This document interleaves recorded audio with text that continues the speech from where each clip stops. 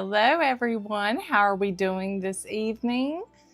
It is a beautiful Sunday and I'm so happy to be back with you guys. I'm really sorry that we missed last week's live stream.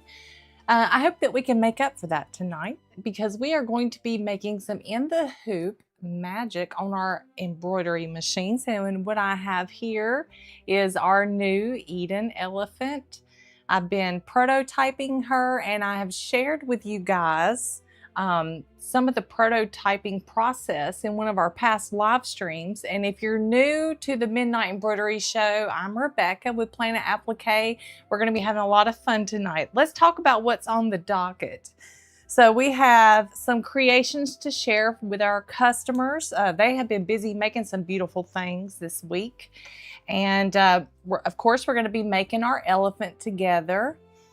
And we are going to be having some sneak peeks. I have something that I've been working on and I haven't seen it completed. I'm going to reveal it to you guys while we are on the live stream. And then we're also going to have some giveaways. So the way the giveaways work is every time I complete a hooping, we're going to have a giveaway.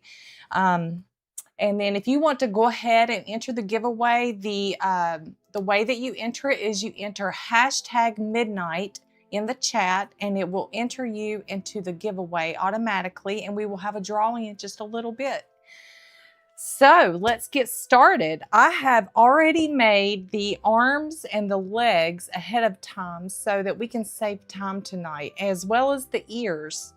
And what we're going to start with is the back of the body, which is a little bit different from some of our other animals. I'm going to go ahead and put you guys in the top down position so you can see what I've got going on here. All right, here is the outline for the back of our little elephant body. And she's different. Let me talk about this. So she has a 3D head.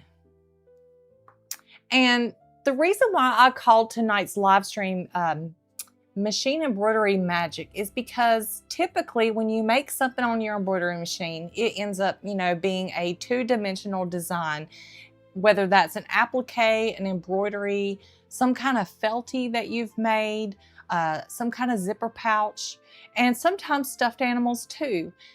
I really like to push the limits of the embroidery machine and think outside the box, and I have come up with ways of making three-dimensional stuffed animals on the embroidery machine. No one would ever guess that you made something like this on your embroidery machine. And we're going to be doing that by folding fabric. So that's the magic. I'm going to share that with you. All right, so let's get back down here. What we have is our tail outline, and I went ahead and I've cut 2 pieces of fabric to cover that, and you're going to place them right sides together. I'm going to tape this in place. There we go. And we're going to go to the embroidery machine. Let me go over here. I'm rusty, you guys.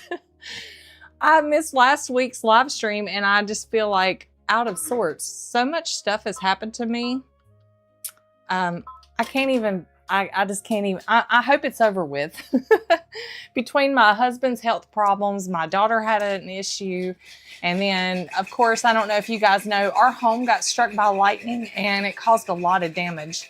So we thought that we had it all fixed, but we discovered more damage. So right now we have no hot water. Luckily we have 2 hot water heaters. And so myself and the kids can go to my bathroom so they can get a hot shower, but everywhere else in the house, we don't have any hot water. So that's a lot of fun. Yes, I hope that this coming week is a lot better than it was last week. I don't think I could take another week like that. Okay, I'm going to be glancing over here at you guys' questions and stuff.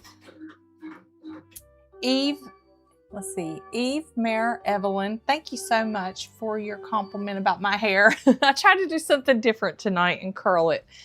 It's not something I normally do because here in North Carolina, we live in the deep South. So if I did something like this to my hair, as soon as I stepped outside, it would just fall flat. But since I'm indoors, I think I can get away with it. Thank you for that. Here is the tack down for the tail, and we are going to remove it from the stabilizer. You're just going to grab it and pull it right up. I know that's scary, but I try to think of ways to cut down on the number of hoopings that you guys have to do.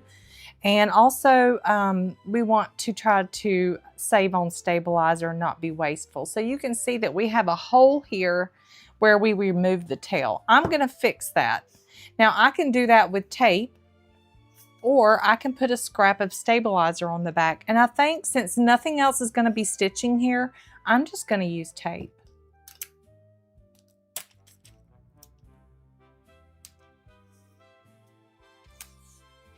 Just going to tape it up, and then it's going to be like it never happened. I want you guys to help me to remember to skip a stitch tonight. So whenever you see me go back to the embroidery machine, when we start having some layers, like when we're adding the ears and things like that, help me to remember to skip a stitch. All right, here's our little tail. Where are my scissors? Here they are, my special scissors. I like to use pinking shears on things like this. So here's our little tail, and I'm gonna trim this, and then we're gonna turn it right side out. We need our elephant to have a tail, and I have a surprise for you guys tonight. You guys have been talking to me about how to make it so that the tail can come out of the clothing. So I have a surprise. I'm going to share that with you guys in a little bit. Let's look at these two circles next. So what we're going to do, if I can find them, here we go. Some little felt circles. I'm going to spray adhesive on those circles, and I'm going to be adding this. You're only going to do this if you make the doll joint arms, which we are going to be doing tonight. So this elephant I'm going to be doing with doll joint arms. If you do want to, and we will talk about the sewn in arms as I make this, but if you're going to do the doll joint arms, you want to put felt over these circles. If you're doing sewn in arms, you do not have to do this step. And then we are going to have two pieces of fabric that I've already pre-cut, and that is going to go over this section of the back. And let me go ahead and write down what hooping we are on. I'm just going to put it here. This is the back body.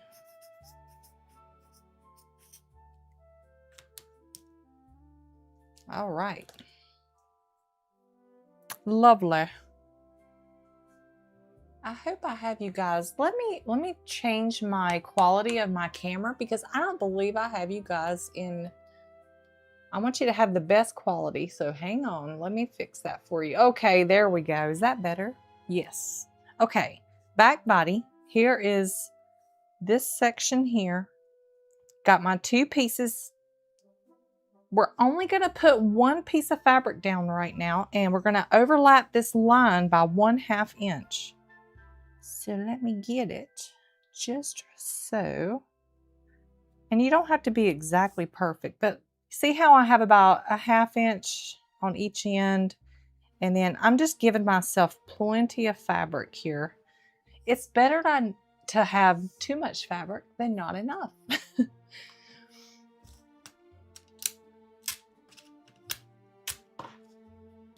One of my favorite things to do is to go back after the live stream and read all the chat. So we were talking, one of my questions to you guys tonight was if you have a multi-needle or a single needle machine. So let me know. If you haven't answered that question yet, let me know. I'm going to turn this tail right side out. Let me see if I got some hem stops. There we go. Hemostats. This will make it easier. I'm hooping. Just put it right inside there. I still got to get one of those turning tools. If it slipped, so I'm gonna poke it. Let me get my stick here. Also, a skewer works. And I'm just gonna slide it down. This works really great if you guys are making one of the dolls that have fingers.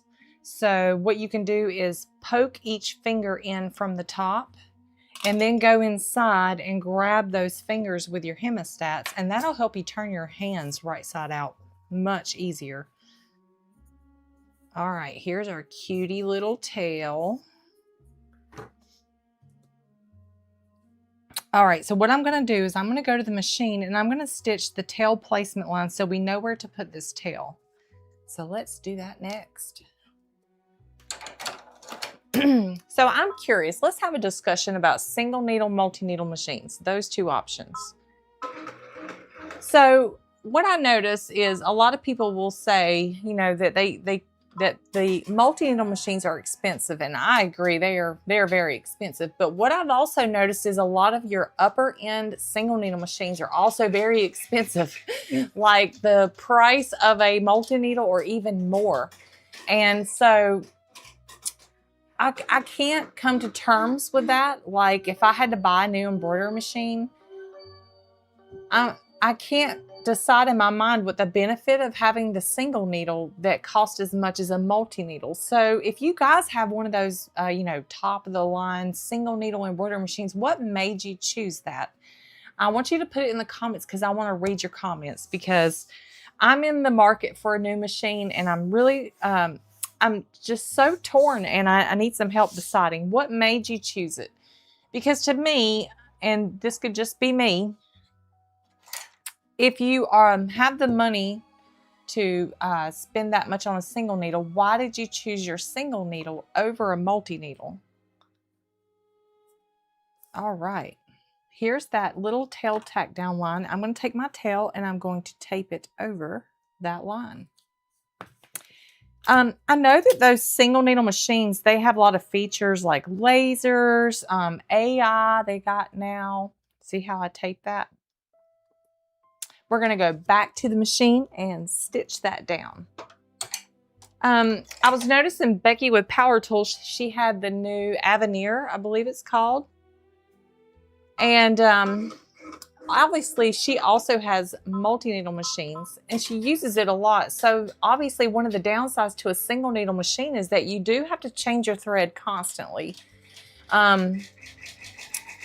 Obviously you also don't have the clearance that you do like you on a multi-needle machine. I have about 2 inches of clearance between the needle and the bed of the machine. So I'm wondering why they're so popular. Help me figure it out, you guys. Here is the tack down line for the tail. So now we have it all. I'm going to leave it taped just like that. Now we need that other piece of fabric. So this was right side up. This is going to be right side down, but this fabric doesn't have a right and wrong side. But I'm just going to do it like so. And we're going to sandwich that tail. And I'm going to tape it in place.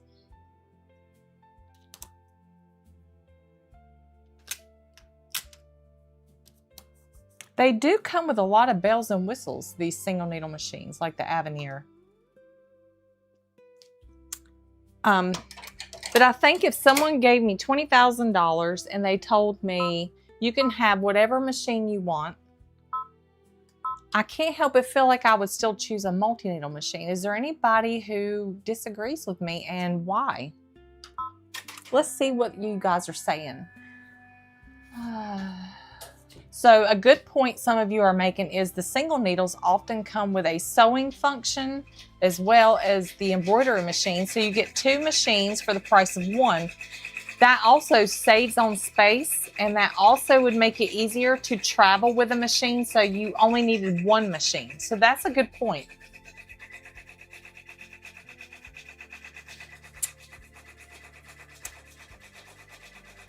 So I think this is an interesting comment. So Miss DH, she says, multi-needles scare me. That's why I've stuck with single needles. Until now, I'm having a hard time getting used to the multi-needle.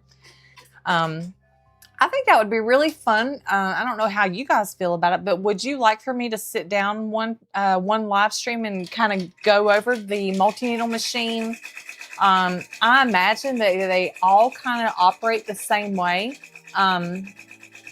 And we can kind of go over some basic things about it. Maybe it can take some of the fear out. I don't know. What do you guys think? Is that a good idea? Bad idea?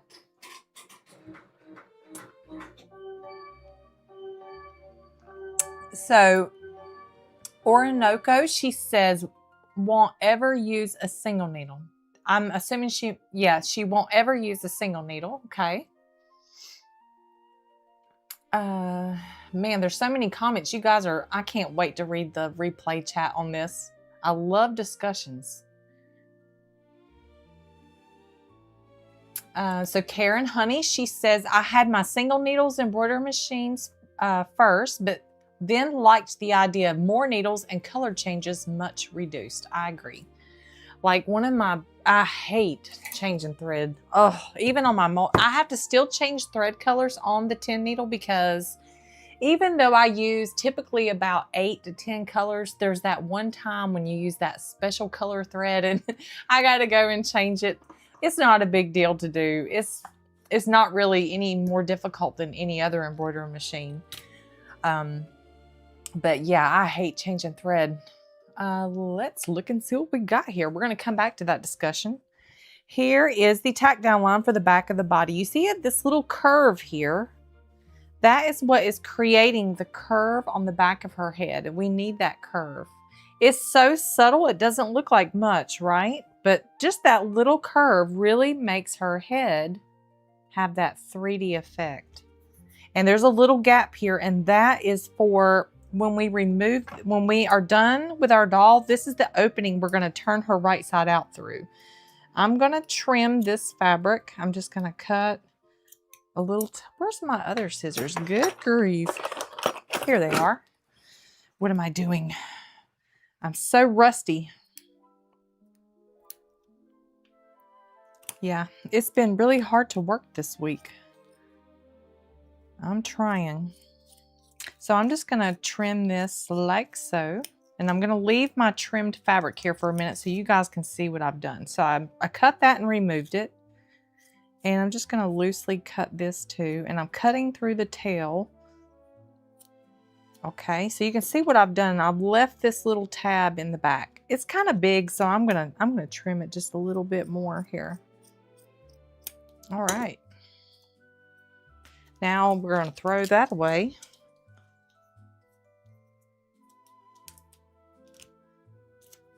Now what we're going to do, I'm going to spray a little bit of adhesive on this side of the hoop.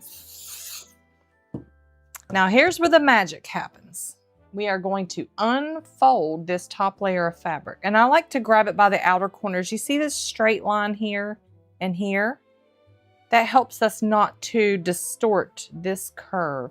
So I like to grab it like this and unfold it and just let the rest of the fabric do what it wants to do.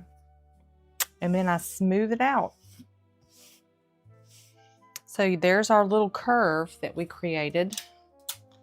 I'm going to tape this in place because we're going to stitch. The next thing we're going to stitch is the doll joint support circles. Now, if you're making the sewn-in arms, don't stitch the circles because they will show on the back of your doll. So only if you're making the doll joint arms would you stitch these circles that we're going to stitch.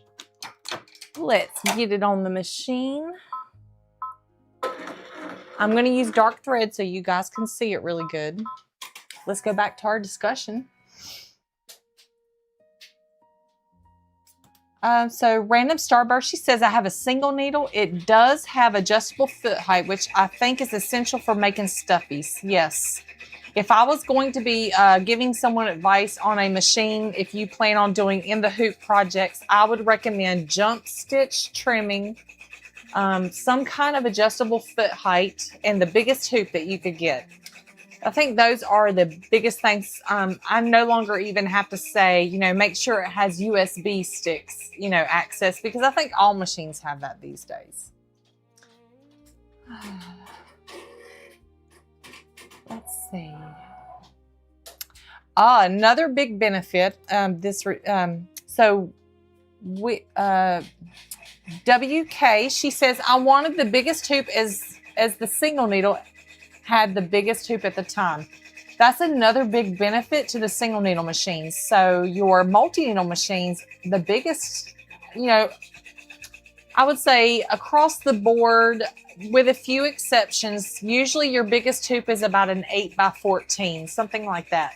But these really expensive single needle machines, I think the Avenir is like 11.5x18. It's enormous. That's so big. I don't even know what I would do with that. I know what I would do with it. I have this idea, you guys.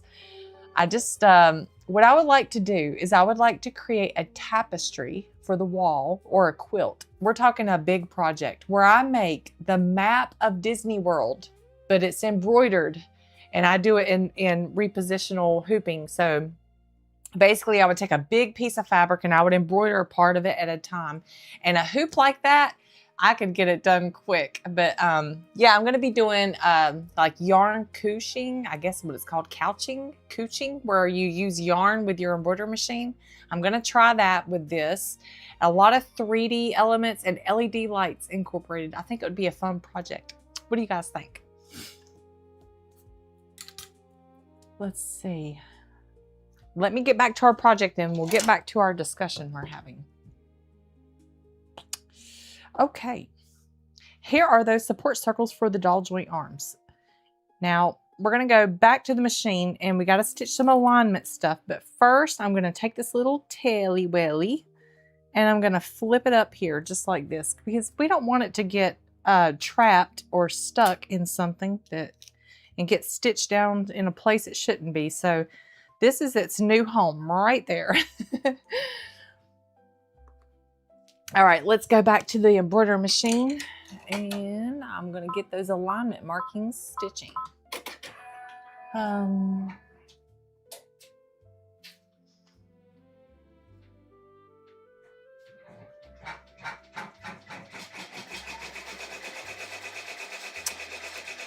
So my Bernina 990 is great for sewing and quilting, and this is by Mary Lou Perez, sorry. She says, my Bernina 990 is great for sewing and quilting. And my Luminaire has a beautiful Disney designs that I use for my grandchildren and they just love it. That is another benefit to the single needle machines. I am not aware, I do not think there's any Disney designs on the commercial machines.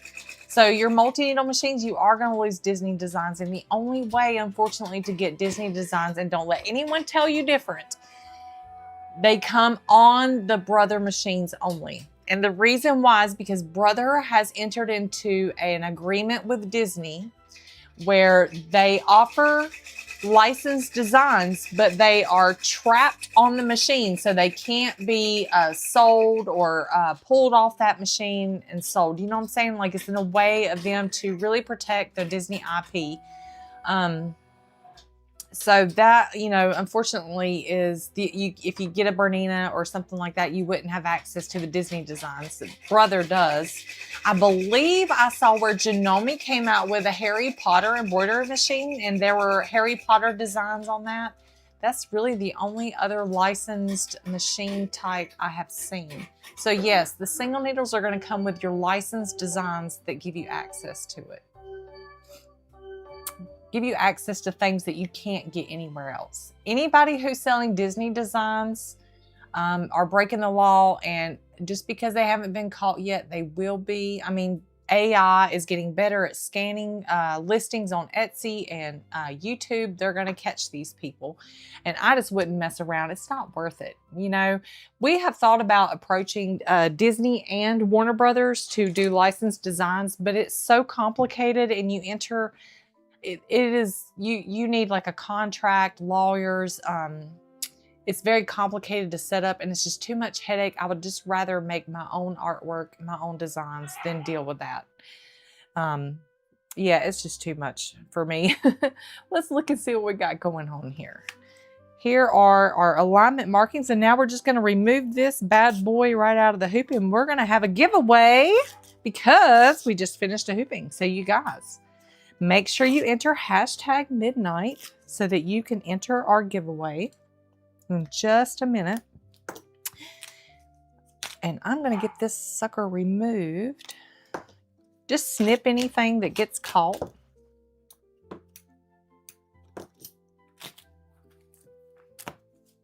All right. Now, here's what we got going on. Let me get my tape off of here. We're going to set this aside. I think I've got all my tape. And here's what it looks like. We're going to put this to the side here. I'm going to get a new hooping. While I'm doing that, you guys enter hashtag midnight so you can be entered into our drawing for this evening. Let me get a new piece of stabilizer. Let's see. Dawn says, for those who worry about the cost of a multi-needle, you can lease to own a multi-needle. It's a bit more money, but it makes it doable, which is the option I choose. That is amazing. I'm going to look into that. So you would just basically rent the machine. That's awesome. That's a great method. I'm not sure if all the dealers would offer that, but what an amazing opportunity to lease to own one of the machines. Especially if you own a business and you need something like that. All right, this is our second hooping. I am going to put this over here on the machine and get it stitching the next thing. We're going to be making the face next. So those of you who are following along, you know what to load up next, and that's going to be your face. There are 6 different choices, so you get to pick the one you like the best. Now, let's talk about our giveaway. So it's been a while since I've done this. So enter hashtag midnight for the giveaway. Let's talk about our prize. It's going to be the same as it's been, which is going to be a yard of doll fabric that is super high quality, magnetic pacifier, a bunch of doll joints, some faux fur, and a doll needle. So yes, let's go over to our giveaway. You guys enter in hashtag midnight. Okay, Lou, that's a lot of names. Thank you guys for being so supportive. I'm just going to give you a few more minutes. And if you don't make it into this giveaway, I know we're dealing with a little bit of a delay. We will have more, so no worries. Let me get my paper here so I can get ready to write down a winner's name. By the way, we have a few people who won in some of the past live streams, but they never contacted me. So if you're watching and you won in one of the past live streams, please make sure that you email me through the website and let me know what your YouTube name is and what your hoop size is and that you won so that I can get your prize out to you. So I think I'm missing about 3 names. Okay, all right, we're going to have our drawing. This is so much fun. Here we go, you guys. Who's it gonna be? Who is it gonna be? Beth Anderson. Congratulations, Beth. Beth Anderson, 1930. So what happens when you win? Just make sure that you contact me through the website. Let me know your YouTube profile name that you won tonight and what your hoop size is so I can make sure that I get the right size pacifier for you. Congratulations, Beth. I'm really happy you won. Just make sure you contact me and let me show you our rules on that. So like I said, contact me through the website within 7 days. Include your YouTube profile name and your max hoop size. And that helps me to make sure, like I said, to pick out the right size pacifier. If you want to know what color fabrics we have and what color fur, you can go to junodoll.com and you can see those colors. And by the way, I have to mention, we are going to be having a sale through Juno Doll on fabric supplies and doll supplies by the end of the month. So I think the next live stream, we will be having a sale right after the live stream. And just know this, you guys, it goes really, really fast. So I'm not going to start the sale until the end of the live stream to give everybody a chance to buy some supplies that they need, especially with Christmas coming up. Our supplies are very well priced and we ship to all the major places. So just wanted to let you have a heads up on that. All right, here is our face. Let's put face. what we're going to do now is I need to get a piece of fabric because we're going to cut a piece of fabric that is as wide as this when it's folded in half and this tall. Let me show you what I mean. I have so much stuff to show you guys tonight. Let me just move it out of the way. All right, here's my fabric. I love this fabric. I have so much of it. I love the gray. So what I'm going to do, and I decided to not pre-cut this because I want to show you guys how I do it. Becca is not a measurer, So I'm just going to lay the fabric. I'm going to guesstimate. So about that wide, okay? I'm giving myself a little excess because of the selvage here. And then the height. So I like to have it about a 1/2 inch pass on both sides. And I'm just going to hack right into it. Nothing pretty going on here. All right, get that out of my way. Does this need to be ironed? Yeah, I need to hit it with the iron. Let me do that. Get my iron heated up. While we're waiting on the iron, let me guys show you some of the things I've been working on. These little, okay, this zipper pouch is stinking cute. I showed this to you guys on the last live stream, but I didn't have the little Felties done, and this one's my favorite. It's the most adorable little, do you see it? It's a little school bus. It's so stinking cute. And then this one is a little glue bottle. It's so precious. And then, oh no, I'm missing one. No, where are you? Oh, I got it right here. Then we have scissors and crayons. Let me get it focused. Is that not the cutest thing ever? Now, it's so hard to pick one, but these could go on little kids' book bags, their lunch boxes, any kind of zipper pouch. You can omit the ribbon and the little metal thing, and it can be added to a hair bow. And I've had this hair bow for over 14 years that I made so long ago. But look, would that not just make the cutest little girl's hair bow? You would hot glue it in or Velcro or something. I thought those were, I just love them. I'm going to put my little school bus back on my pouch here. But yeah, Felties are so much fun to make. And these are made in one hooping, so they're very fast. It's so cute. So I wanted to show you guys those. I also finally finished my alphabets. Are so hard to make. I have to make so many sizes. And each letter and each number, it takes me about 3 days to make one alphabet. But this is our little back to school alphabet. It's so cute. Little pencils, and I just did these are my signature colors. I love using pink, yellow, blue, and green. There's no green in this one, but this is stinking cute too. All right, what am I doing? Oh yeah, I gotta iron it. I gotta iron. Okay. I got a little wrinkle. Let's get it out. It could mess me up if I don't. Okay. That's good enough. Don't have to be perfect. Okay, so what we're gonna do is we're gonna fold this fabric in half. I'm going to leave that. Let's put a little bit of spray adhesive. Let me put you guys in the top down.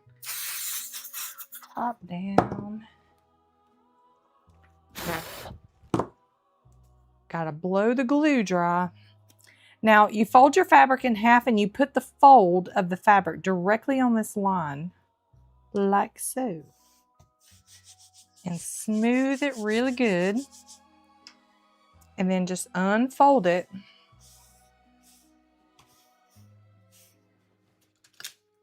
Perfect. I'm just going to put a few pieces of tape here.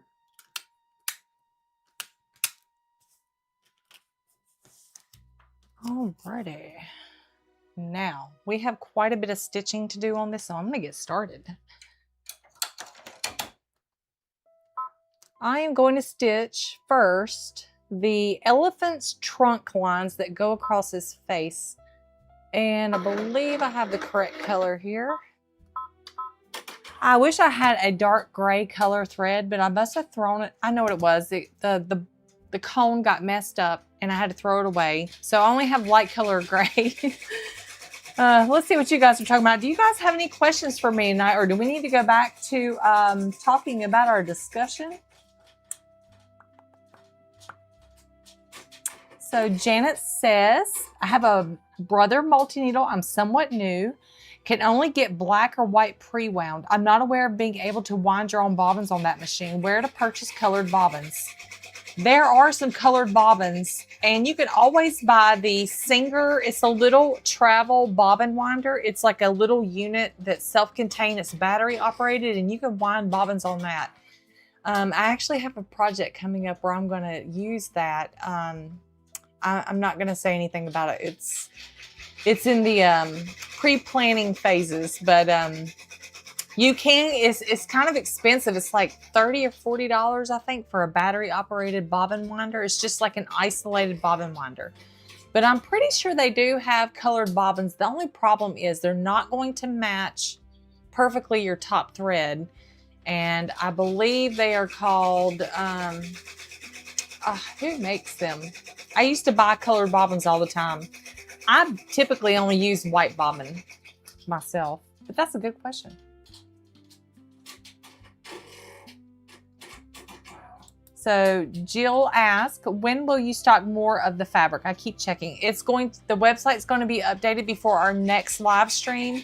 And the day of our next live stream, I will be doing a sale on fabric and doll joints, pacifiers, what else? The wig fabric. I just have to cut a bunch of wig fabric. It's gonna be so fun.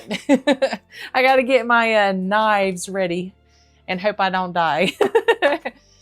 It is a venture. I also have to get out there to the warehouse and make the time to cut everything up and get it packaged and ready to go out to customers.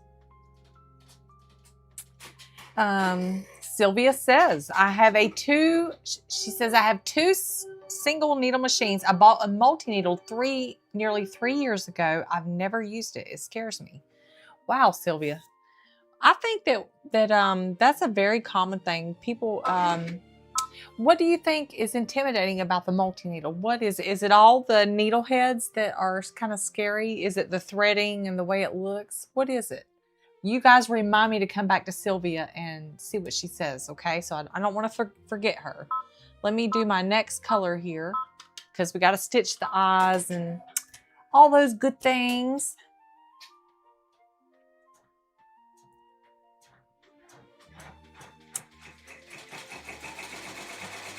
Let's see. Yep, that's the downside about the multi-needles is they don't have a pre-wound bobbin, or they don't have a bobbin winder, so you do lose that.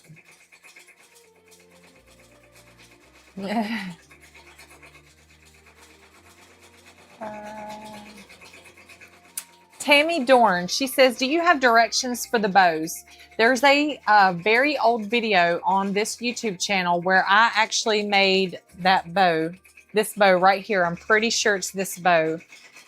Basically what I did was I had to watch a YouTube video to figure out how to do it, and then I just kind of showed it. It might not be this bow, but I'm pretty sure it is. But I just used glitter, different kinds of ribbon, as well as tulle, and then I just tied it together with a upholstery thread. And I just followed a tutorial, but I do show how I make this. And they last a long time. Obviously, I've had it for almost 15 years. Gretchen, oh no, I just had hand surgery, so I'm on hold to make the Felties for now and the crayon bags. I hope you get to feeling better, Gretchen. Hand surgery is nothing to mess around with, and make sure you let it heal really good. So, sorry I'm picking on Tammy tonight. She says, how do you stop the ads from popping up on YouTube during the show? So we do monetize our videos, but this video is not monetized yet. YouTube automatically puts ads in all videos, so there's no way to completely stop it unless you had something like YouTube Premium. So paying for YouTube Premium, then you wouldn't see the ads, but they insert them, unfortunately. Just Me says, I splurged a little more and got the magnetic hoop for my new machine. I couldn't get the one you have. It was close to 400 in Canadian, but it has magnets and does the job easier than the regular. Yes, I love my magnetic hoop. They are so helpful, especially for in the hoop projects or whenever you need the speed of going quickly. It's like the #1 upgrade I would suggest to anyone who is brand new to machine embroidery.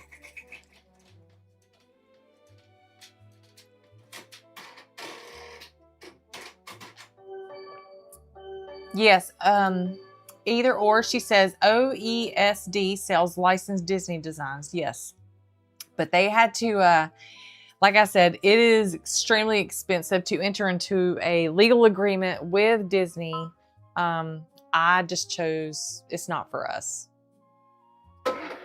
It's a big headache. You have to like separate out your inventory because they have to get royalties on every design. They're very strict on the thread colors you use, and everything has to be approved. It's very complicated. It would take me so long to figure it out.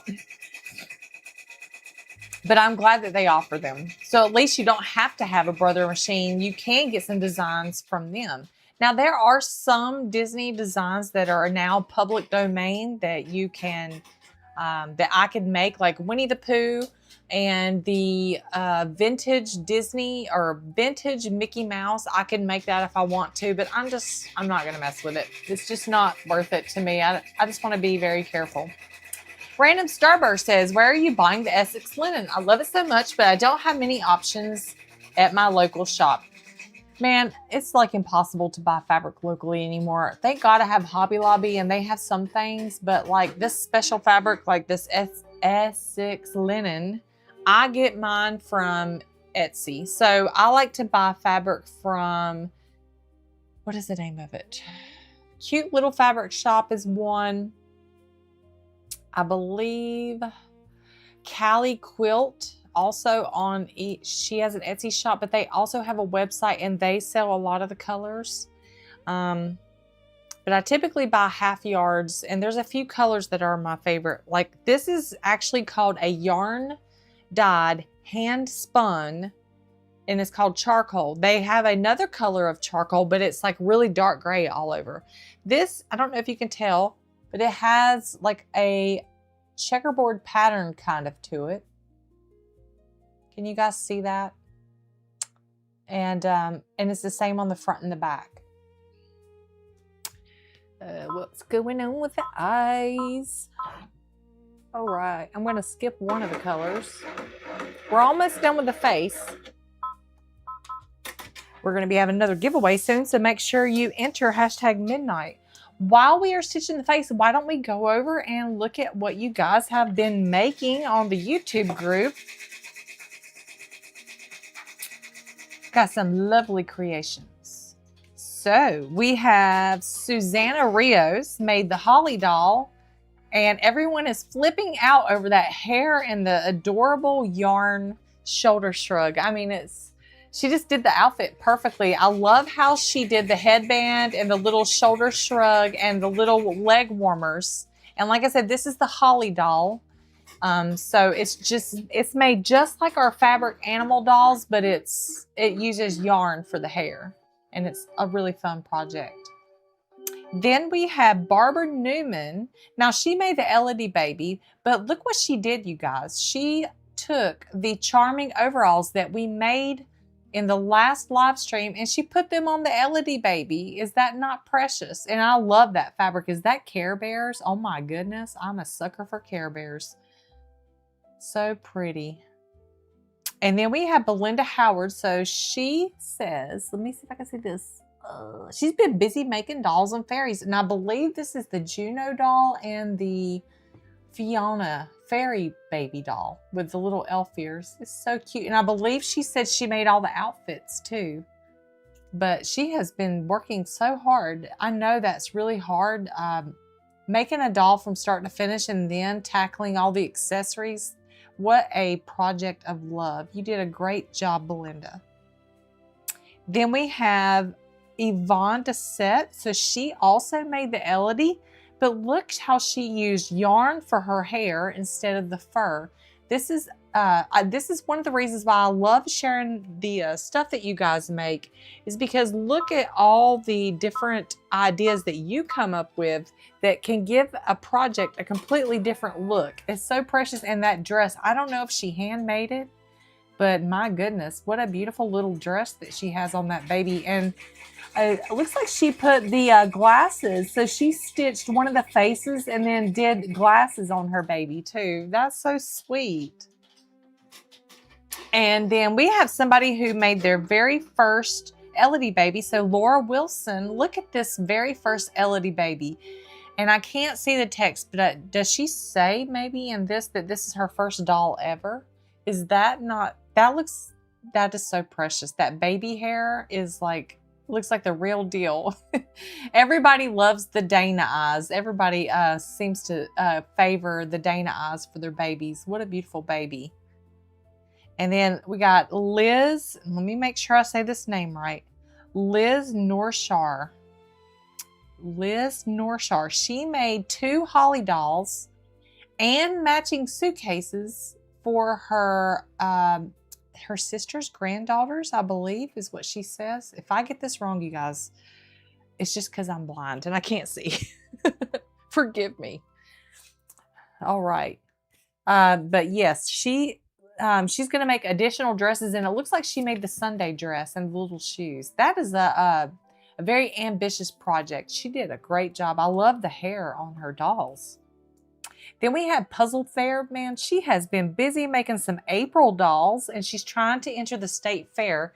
And I believe she was asking for some opinions on the Facebook group. Which one should she enter into the state fair?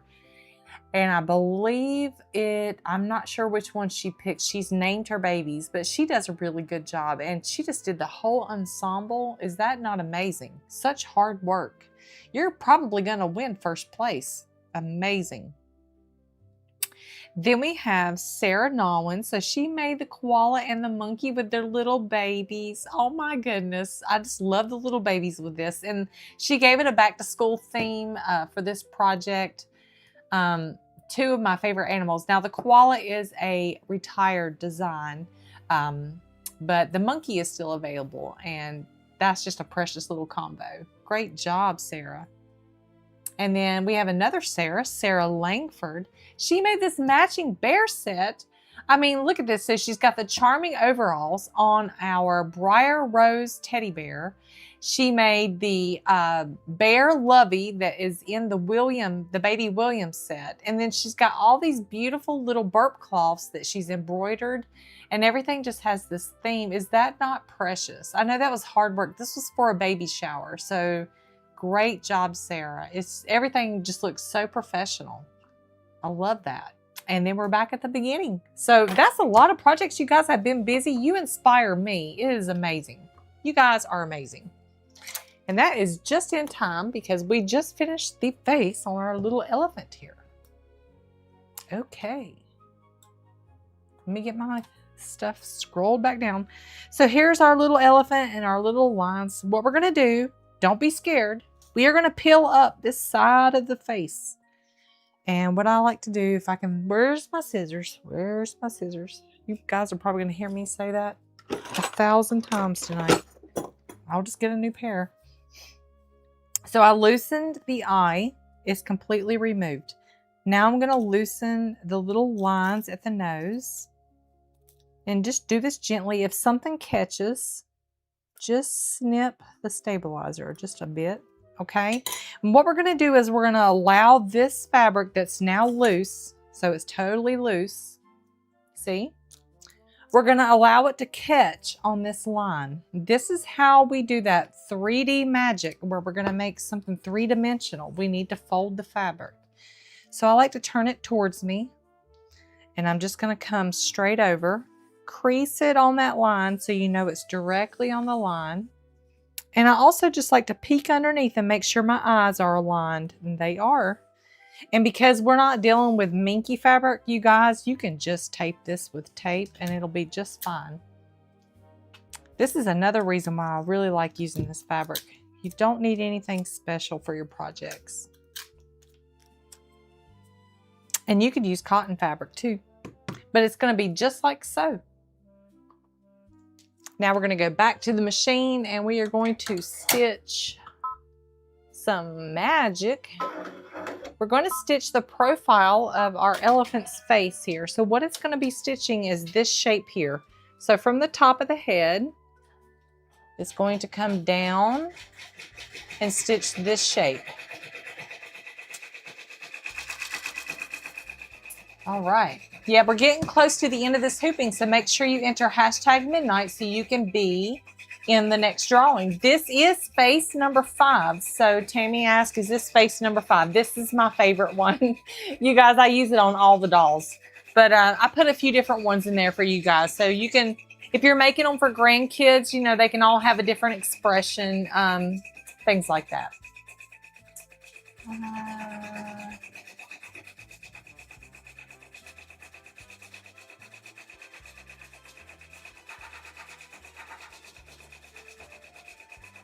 I'm looking at some comments here and seeing if I see anything.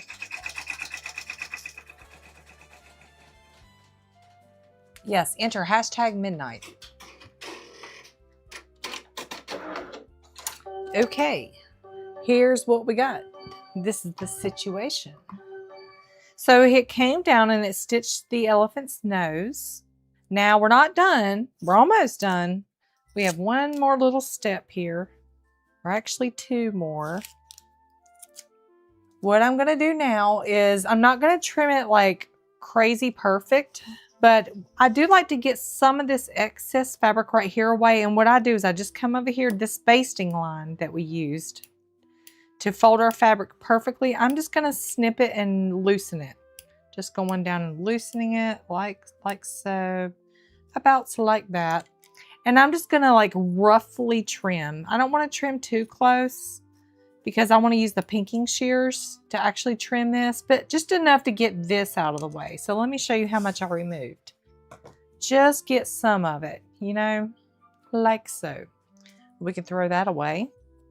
Now what we're going to do, you don't have to worry about these holes and stuff that you have, because nothing is really going to stitch over here. I don't ever find it to be a problem. I am going to spray a little bit of adhesive. Now what I'm going to do is I'm going to unfold the face, and it's going to catch on this basting line that we have on the face. So I like to crease it first so I know that there's no slack. And this is how your face is going to look now. It looks crazy. We just hid that 3D shape, right? So the fabric is open like a book and it's smoothed down. Now we're going to go back to the machine and we're going to stitch some alignment markings.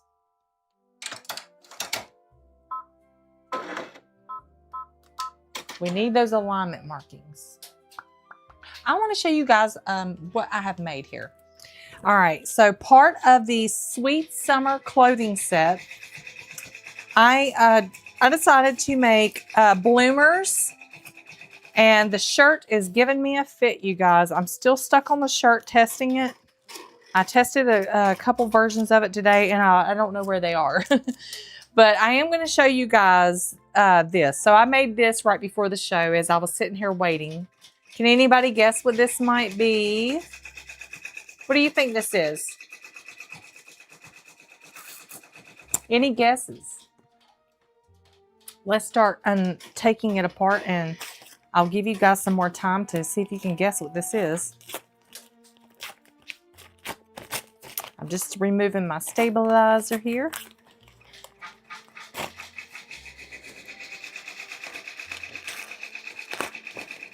All the way around. What is this thing, do you think?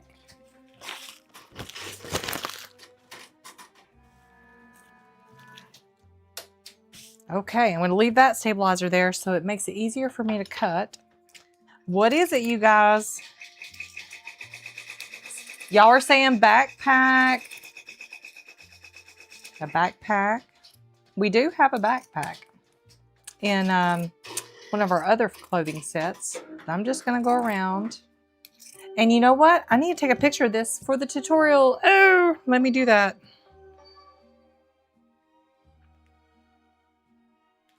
Just take a picture. Okay. Y'all help me remember to take pictures for the tutorial. A doll carrier. What else are you guys thinking this is? We're gonna find out in about a minute. But before I do it, hang on. We're gonna come back to our doll face. Let's put this on pause. Just don't let me forget to come back to it. All right, here is what our little project looks like. Now there is a circle at the end of this file. You don't stitch it. It's just to prevent your machine from coming back to the middle in case you have some bulk. But we have these 4 alignment markings. So let me show you what that looks like. Okay, now we're gonna remove the face, and we don't have to be careful. You can just rip it right out. And guess what? We are done with this hipping. We're gonna have a giveaway. And we're gonna talk about my little surprise over here to the side because you guys are not gonna let Becca forget, right? Now, I will say this, when I'm removing these faces, I always do this. I like to try and keep the stabilizer on the back. It just makes it easier to handle later on. So I like to try to keep that little shape. I'll show you what I mean. You see how I kept it right here? So past the basting line, like so. Now, before I forget, let me go ahead and I'm gonna trim this. So I'm just gonna come up inside here with one cut, and then with the pinking shears,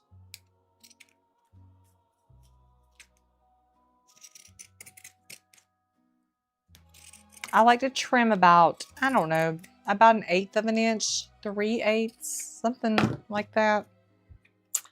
And now your face will look like this. And when you open it, it doesn't look like an elephant, but it's going to. So we're going to set that to the side. We have one more hooping, you guys.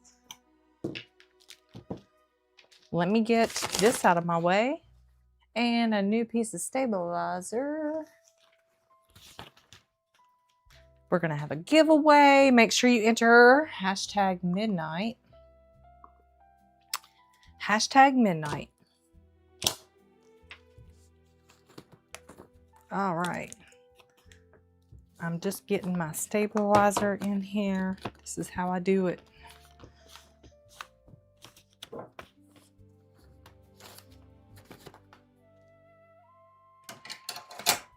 I really want to make sure that stabilizer is nice and taut. I'm just going to get the next major tack down line stitching so that we don't waste any time.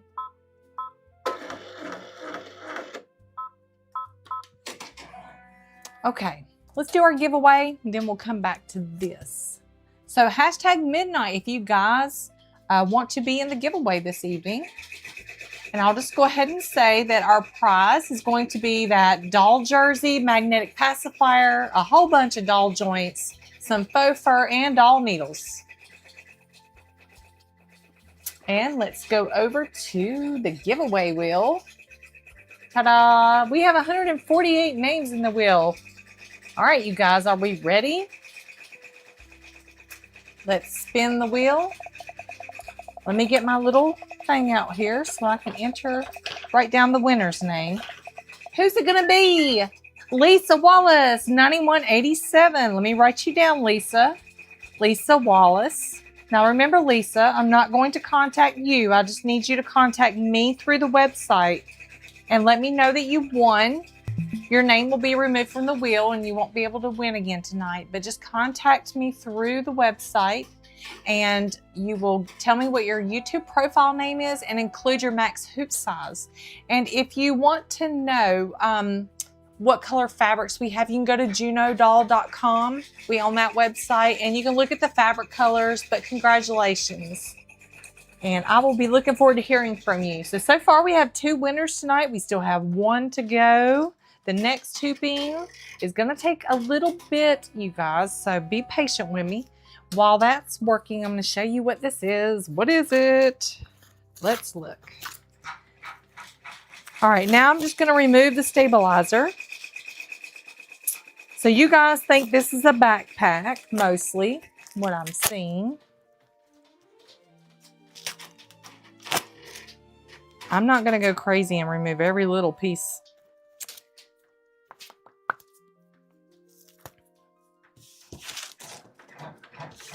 Okay, let's see what this is. Here's the little opening. Oh, I need to take a picture. Sorry, you guys. It's got to be done. Okay. Don't let me forget to take pictures. All right, here we go. Last chance to decide what this is. I can see I need to make a change. I see a little boo-boo I made. Not really a boo-boo. I just need to be, I need to add a color step to the file to make this part easier. Let me get all the tape away. And my stick. Where's my stick? I hope it turned out good. This was my one and only prototype, so I did not, this is the test. All right, so what we have here, and like I said, I'm going to have to add a color step. It is a tote, you guys, like a little beach tote, and it has her name on it with her little straps. And so what I'm going to do is I'm going to take a picture. Let me take a picture so I have it for the tutorial. It's got an inside pocket to it. So I do have to do a little tweak to the final file, but I think it'll be just fine. If I can, it's got so many layers to it, goodness. So you see how this looks here? This is the inner pocket and this is the opening. So at this point, you know, I would close this up with tape, or yeah, the sticky tape, adhesive. Then you would take and you're going to poke the inside liner inside the outer fabric like so. So see, I make mistakes sometimes, but I can see how to fix it. But eventually this little, it's just gonna have a little inner pocket. If I can, I will fix that and make sure that it's not like that for you guys. But yeah, a little tote to go with the, oh, I love it. I gotta try it on my little animal now. Let's see what it looks like. This is not Eden. Let's see how the straps, did I get the length right? Oh, look at her. She's got some couture going on. Imagine that. She can put her little lipsticks in there. You could put money for a child or some kind of gift, small gift, a snack. Very cute. So I'll just iron that, and I think it turned out a good size. I wanted it to be big, so you can put lots of stuff in there. Very cute. I'll show you guys the bloomers in just a minute. Let's see what we got going on over here at the machine. Okay. Here is the body. So let me get my marker. This is the body. This is how we complete our elephant. Now this is going to be faster than when we made the lion because I'm not going to be doing the sewn in arms. But if you're wondering how sewn in arms are done, just go back and watch our lion video and you'll see how I did the arms if you need some video instruction. The PDF tutorial is pretty good at showing it. But if you do need help, you can go and look at that video. All right, so what I need now is I need a piece of fabric for down here only. Let me get my fabric.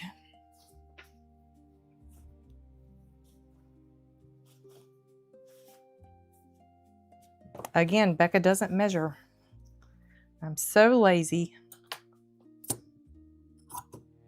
I'm just going to cut a piece of fabric at about yay big.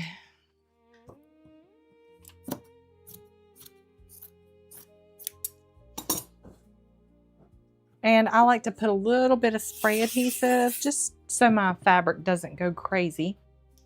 But yep, it's bigger than the bottom. Okay, so I'm giving myself plenty of fabric to work with here and just smooth it down. And what I've done is I've overlapped this line right here by about 1/2 inch. Okay. So now it looks like this. We're going to go back to the embroidery machine and I'm going to stitch 2 triangles. And these are alignment triangles. And I'll show you guys the bloomers. Are you guys ready for this?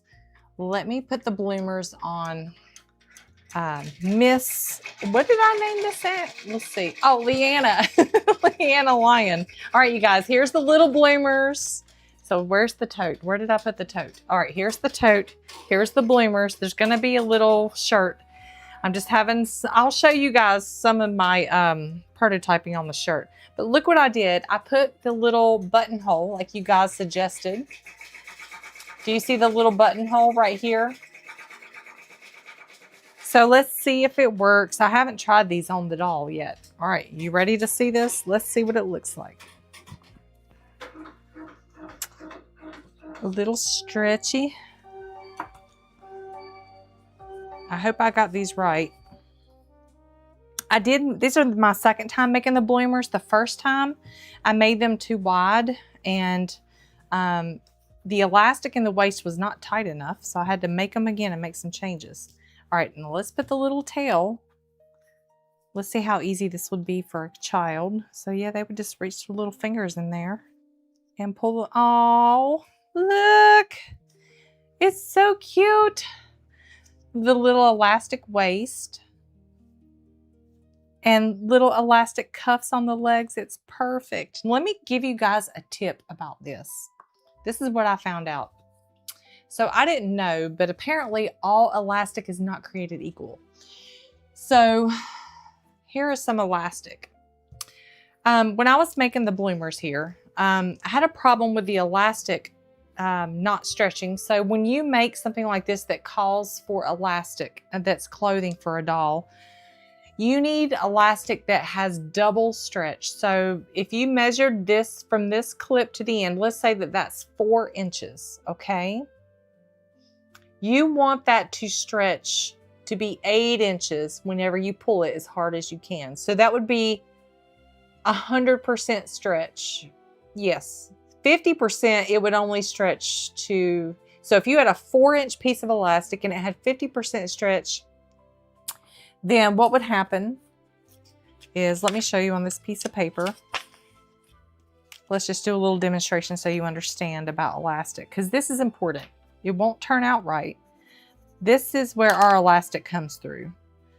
We want this elastic to really stretch. Is that double? If that's the center point, is that double? I would say it is. This is good. But man, I had another piece of elastic that would only stretch about this far. And I had a terrible time making the bloomers. Let me show you what happened. So here's the final bloomers. You see how the elastic didn't draw up enough. And I tried to mess around with it by cutting into the casing and tightening the elastic. And it looks really cute. These are really wide, you know, and the legs are, but the elastic just could not stretch enough to draw these in. This turned out way better.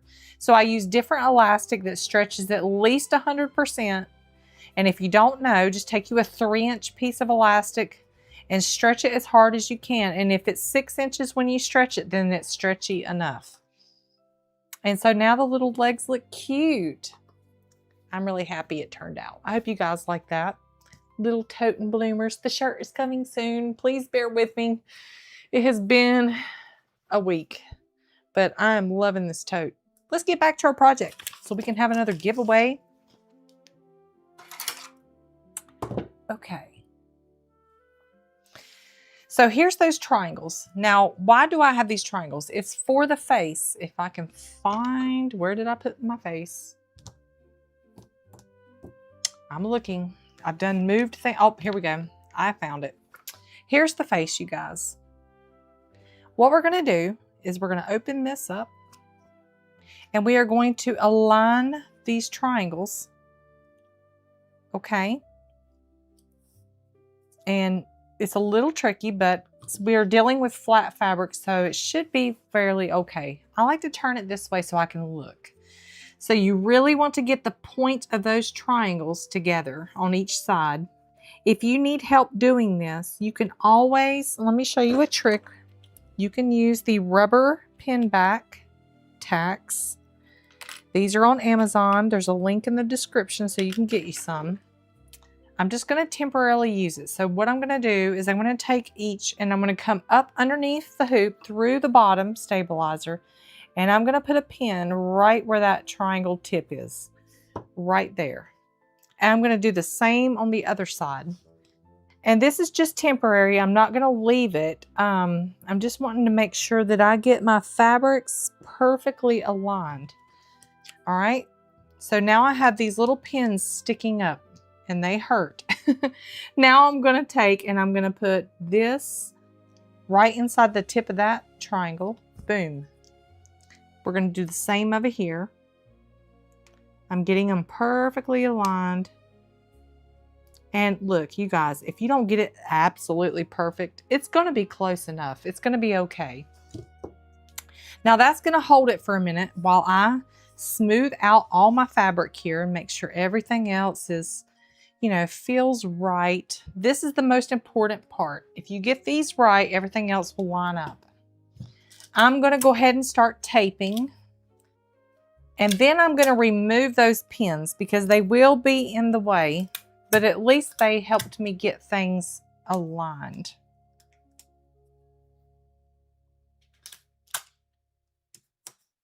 Another thing I will say is to make sure that you have your face flipped to this side. So I have my face this way. I want it to lay down there. And now I'm going to remove these pins. I'm just going to reach up underneath the hoop and grab them. Because like I said, they will be in the way. Oh, Lisa Wallace has a really good point. She says, before using elastic, you need to stretch it out to activate it. And if you need it to be smaller after you install it, you can steam it with an iron. Just steam over it and the steam will shrink it up. Wow, I did not know that. That's an amazing tip. Thank you for that. Thank you, Lisa. All right, here's our face all taped in place. I removed the pins. Now we're going to stitch a tack down line. Yeah, that's a great tip. I did not know that. I mean, it makes sense because whenever you get something with elastic over time, it kind of stretches out. So that does make sense.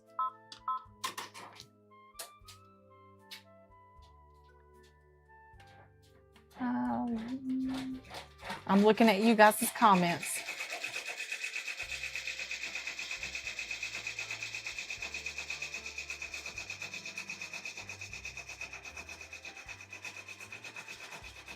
Yes, the elephant ears are in the part 2 of the tutorial. They're a little farther into the tutorial. Let's see. So Best Aunt, she says, would you ever do a live and make an animal on a 5x7 single needle machine to show how you would hoop and construct it? I would love to do that, and it's actually a big goal of mine. I've already said tonight that I am in the market for a new machine, and I would love to add a single needle. And in fact, I would like to add the Brother PE 900 to my sewing room just so I can show that it can be done on the absolute beginner machine, which is a 5x7. I think a fun project for that would be the Juno doll, or one of these animal dolls, because the great thing about the PE 900, not the 800 and not the 700, the 900 now has jump stitch trimming, which is like life-changing. I'm so happy they put that feature on there. That is amazing. And if I'm not mistaken, doesn't it also have Wi-Fi? Let me guys know. Let me know, you guys, if you know. All right, let's look and see what we got. Okay, so the face was over here and I stitched this tack down line. What I'm going to do now is I'm going to fold the face to this side and tape it. And now we're going to stitch a line right across here. You can see over here, this line is perfectly hitting the tip of that triangle, so I know everything is aligned.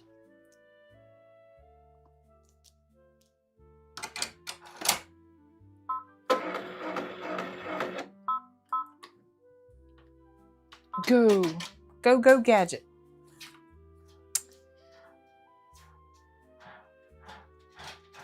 But yeah, I think having a big goal of mine is to have the Brother PE 900. I do have a special project planned for that machine.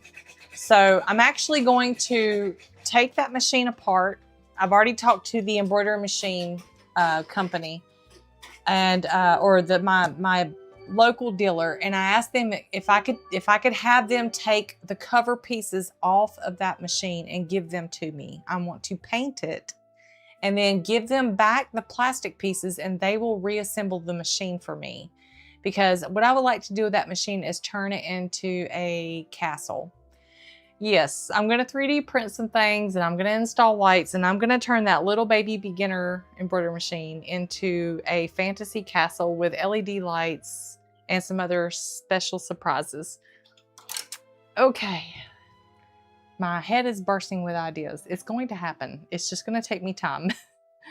Okay, you guys, here's that second tack down line. Now what I'm going to do is we need to trim some of this excess fabric. See, it's perfectly aligned. It started right here.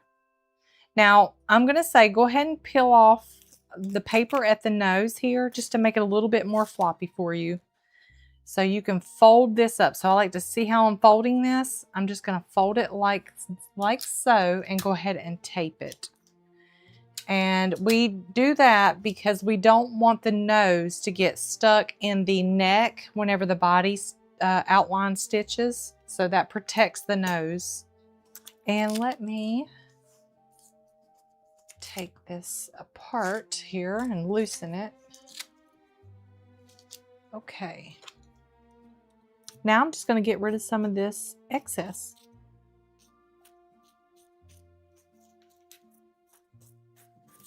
Like so.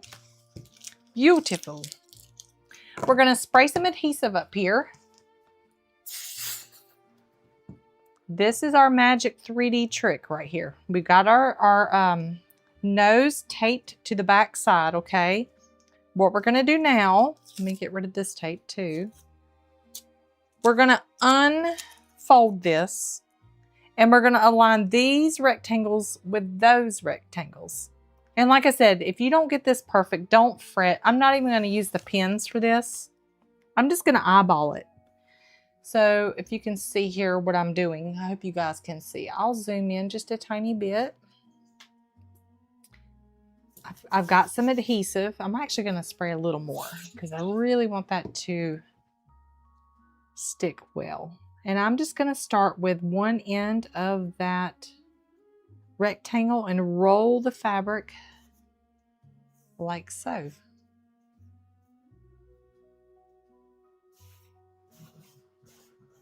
Okay, now I'm going to do this side the same way. And if you feel more comfortable, you can use the rubber pin back so that you get it perfectly aligned. So same deal over here. I'm just smoothing the fabric. You really want to focus right here. All right, now those are pretty much aligned. Now it looks like this. We're going to go to the embroidery machine and we're going to stitch an all over tack down line as well as some alignment markings. So do you guys have any questions for me while we are waiting on that to take place? Go, machine, go. Let's see.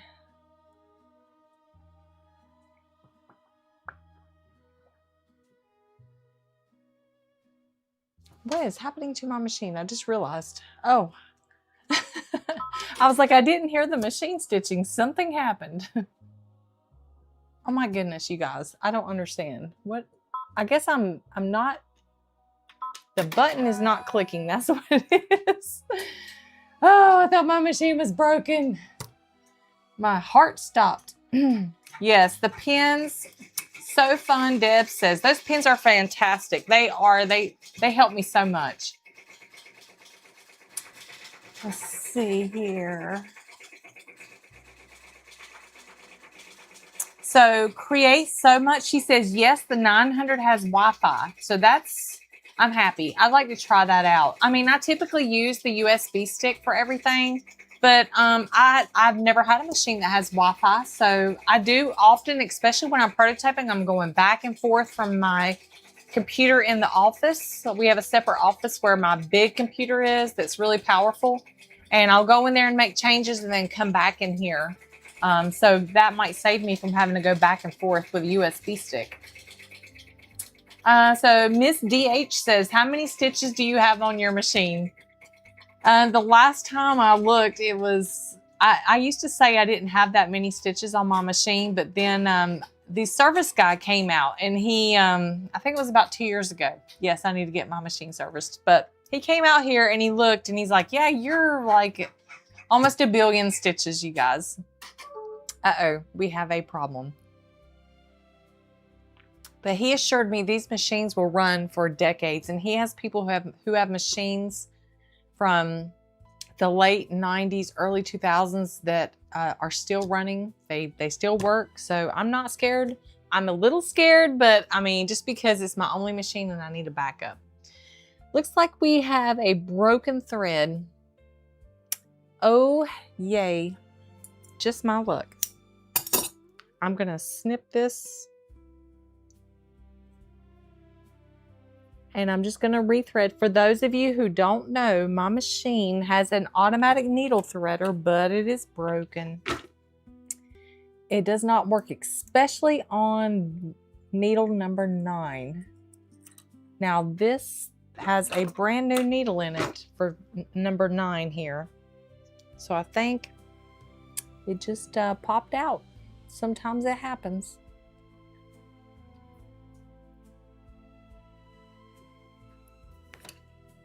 It just takes me a minute to get the thread in. Sorry, you guys. I think I just have limp thread. Fun fact, did you know that black embroidery thread is very weak because of the dye process?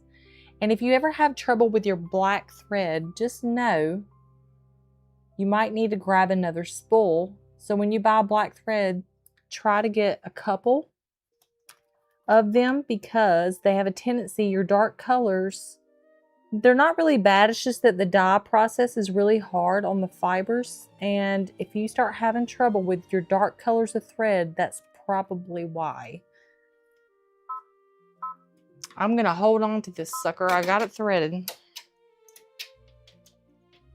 Now I used a different color and now I'll show you why in just a minute.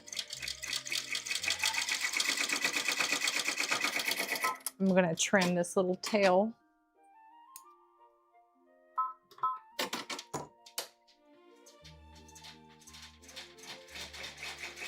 Random Starburst says, my needle threader breaking is what sent my machine to the shop. It is a non-negotiable feature for me. Amen to that. I actually have a replacement for my needle threader. I'm not sure where it is. It might be, I have the part. I actually bought 2 extras. When it broke the first time, it freaked me out so much. I went and I bought 2 extras, but I changed it out myself. It took me all day and I feel like I'm a pretty like hands-on. I'm not afraid to take things apart, but it had me in tears because it is not easy to get the needle threader unit off. I had to watch like 2 YouTube videos, and if it ever happens again, which it is at that point now, I'll just give them the part and tell them to fix it because I'm not dealing with that. It is hard.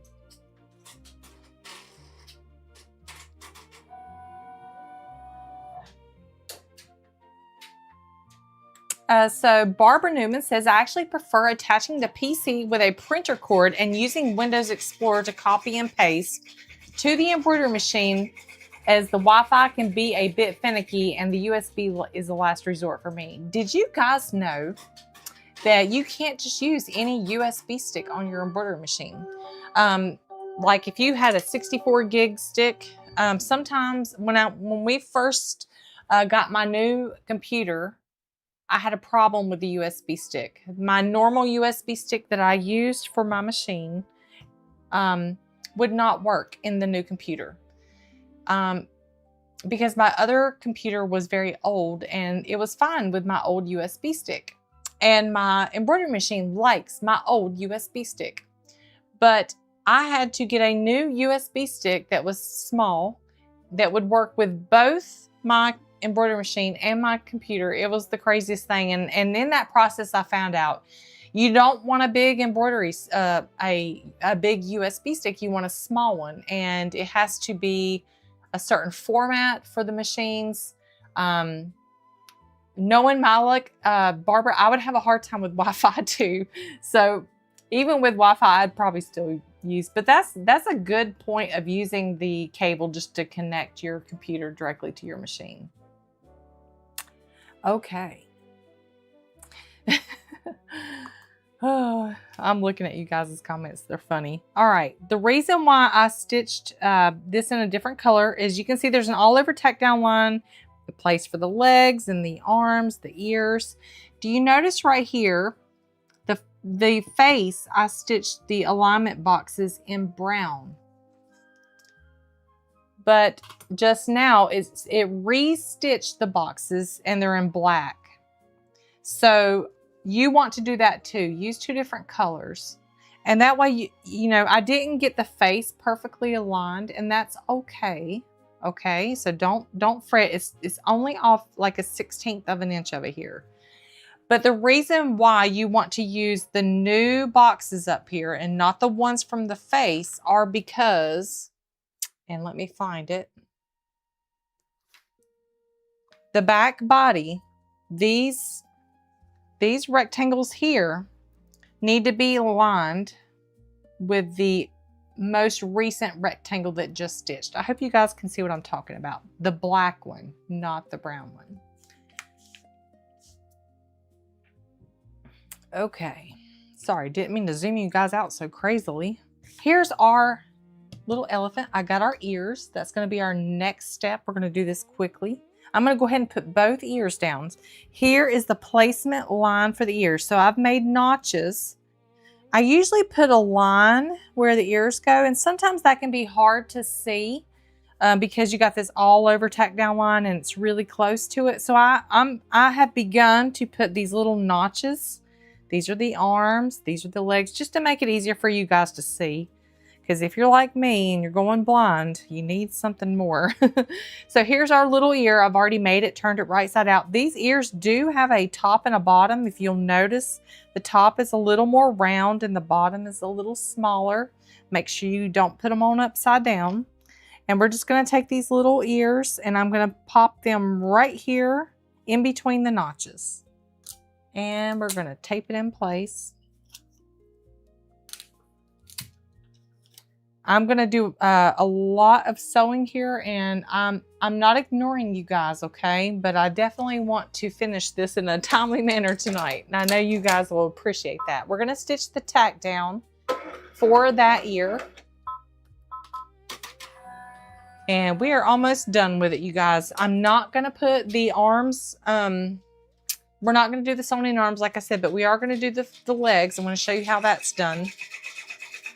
So it won't be too much longer.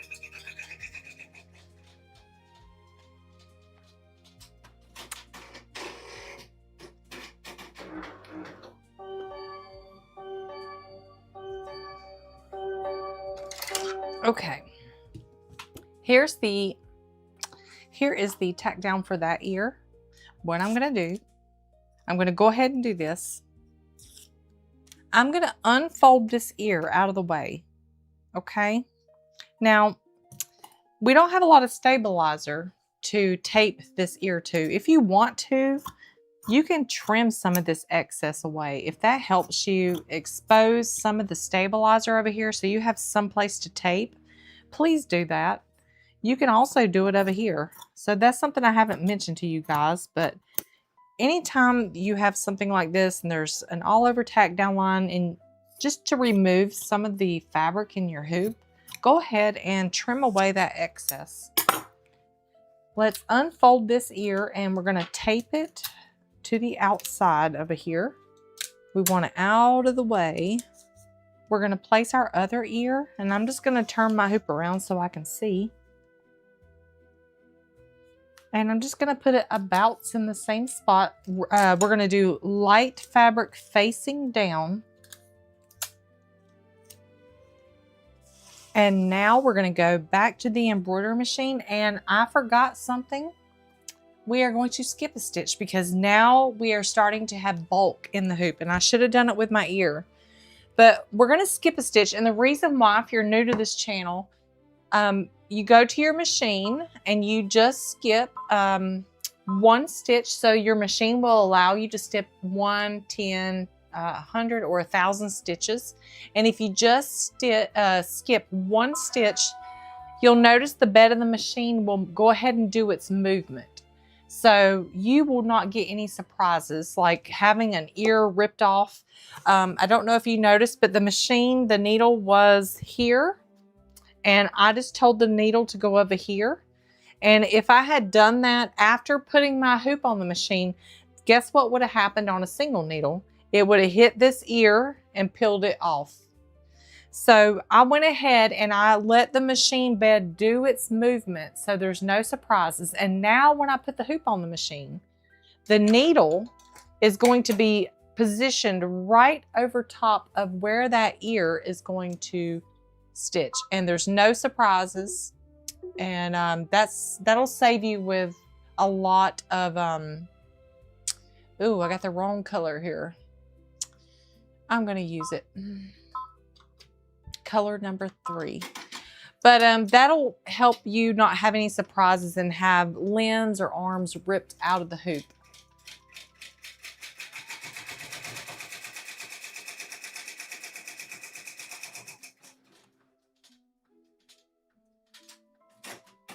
I'm looking for questions. You guys got any questions for me?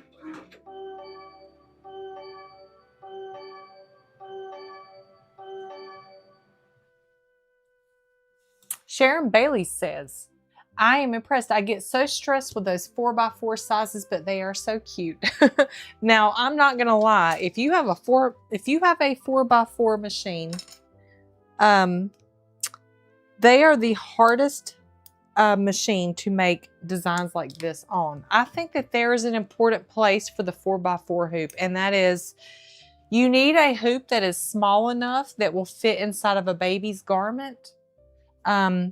But you don't need to stitch anything big. The 4x4 hoop is wonderful for that. And you can't use a hoop like this to monogram a baby onesie if you wanted to stick the hoop inside the onesie.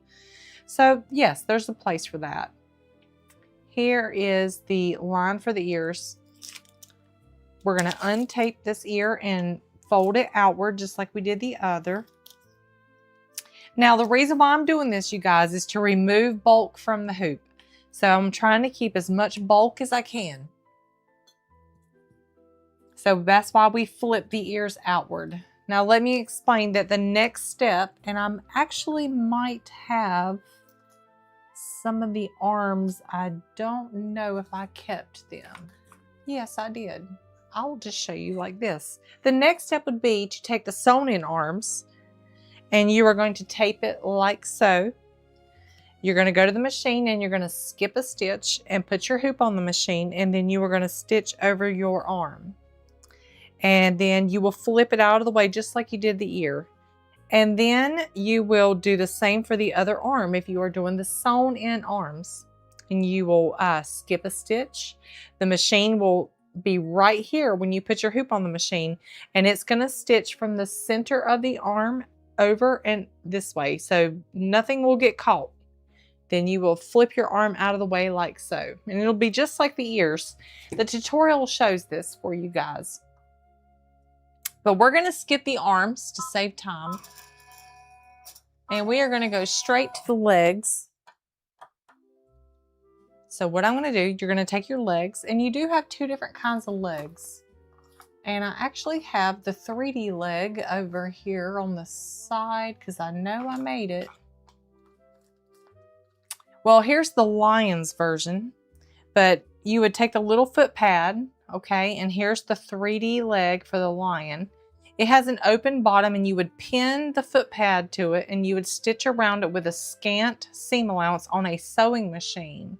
You would remove your pins, and then for this kind of leg, you would open it up and pinch it like so, seams together, toes pointed down, and you would tape it in the hoop like so.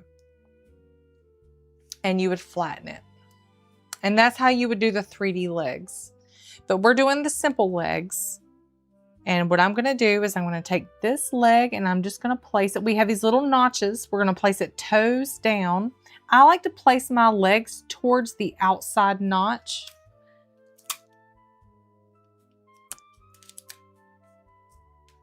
And the same with this one. I'm just going to go ahead and do both.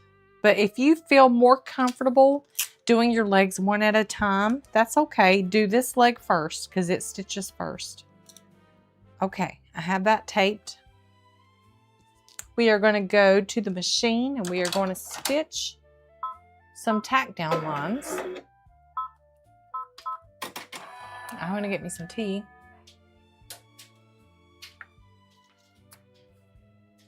Yes, that was, I just saw a comment that, so Orinoco, she says the Brother embroidery machines overwhelmingly require USB drives to be formatted to FAT32.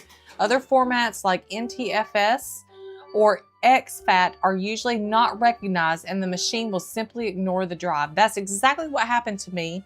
And I could not find the answer, and I actually had to use ChatGPT to teach me to reformat my USB stick and partition it to create a FAT32 partition on the USB stick in order to get it to work on my embroidery machine and my brand new computer. It was crazy. Like, there's no way I could have figured that out on my own. I didn't even know what the problem was. That's exactly right, Oren. Thank you. Thank you for pointing that out. All right, here's that leg tacked down. I'm just going to do the other one. I should be skipping a stitch, so just remember that. You need to skip a stitch.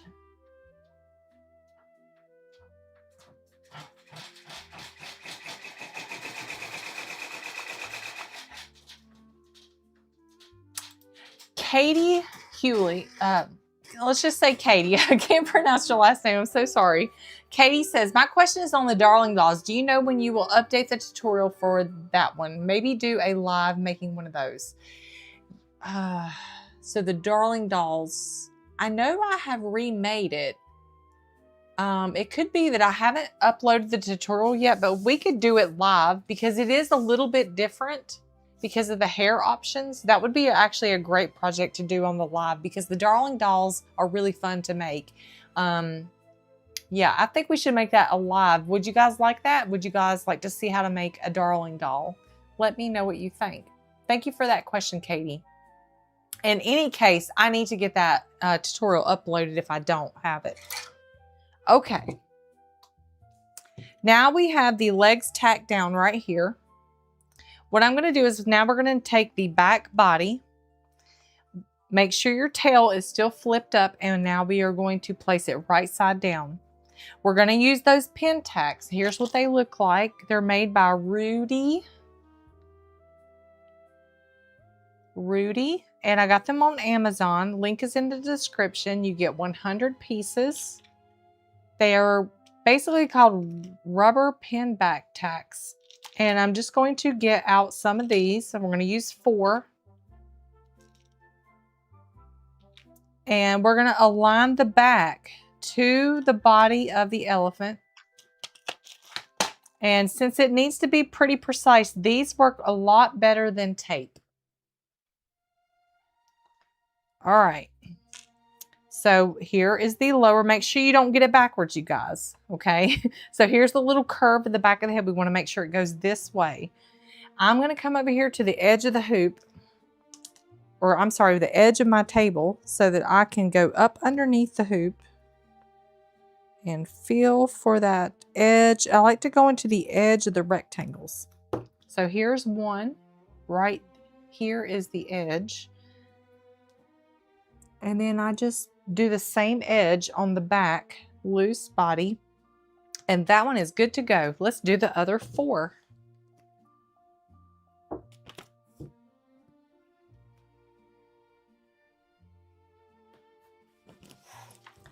Here is the next one.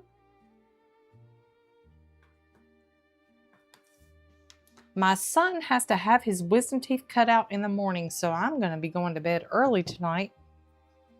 Bless his heart, that's not going to be a fun experience. But he got some time off work and he really needs his wisdom teeth cut out. Here's the next one.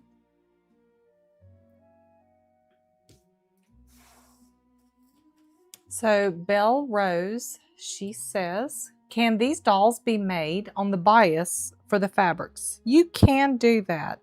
I really recommend you use the bias. If you're using cotton fabrics and you're using it on one of our designs that I typically would use minky on, let's say for instance the Charlotte Bear. This one is a really good example. If you are using the Charlotte Bear pattern, which is meant for minky or stretchy fabrics, and you only have cotton fabrics, what you would want to do is cut your fabrics on the bias. And that will give your fabric some mechanical stretch. Cotton fabric doesn't stretch, but if you do pull it diagonally, you will get a mechanical stretch. And it's not much, but sometimes it can make a big difference. And it can help your teddy bear turn out better or your project turn out better.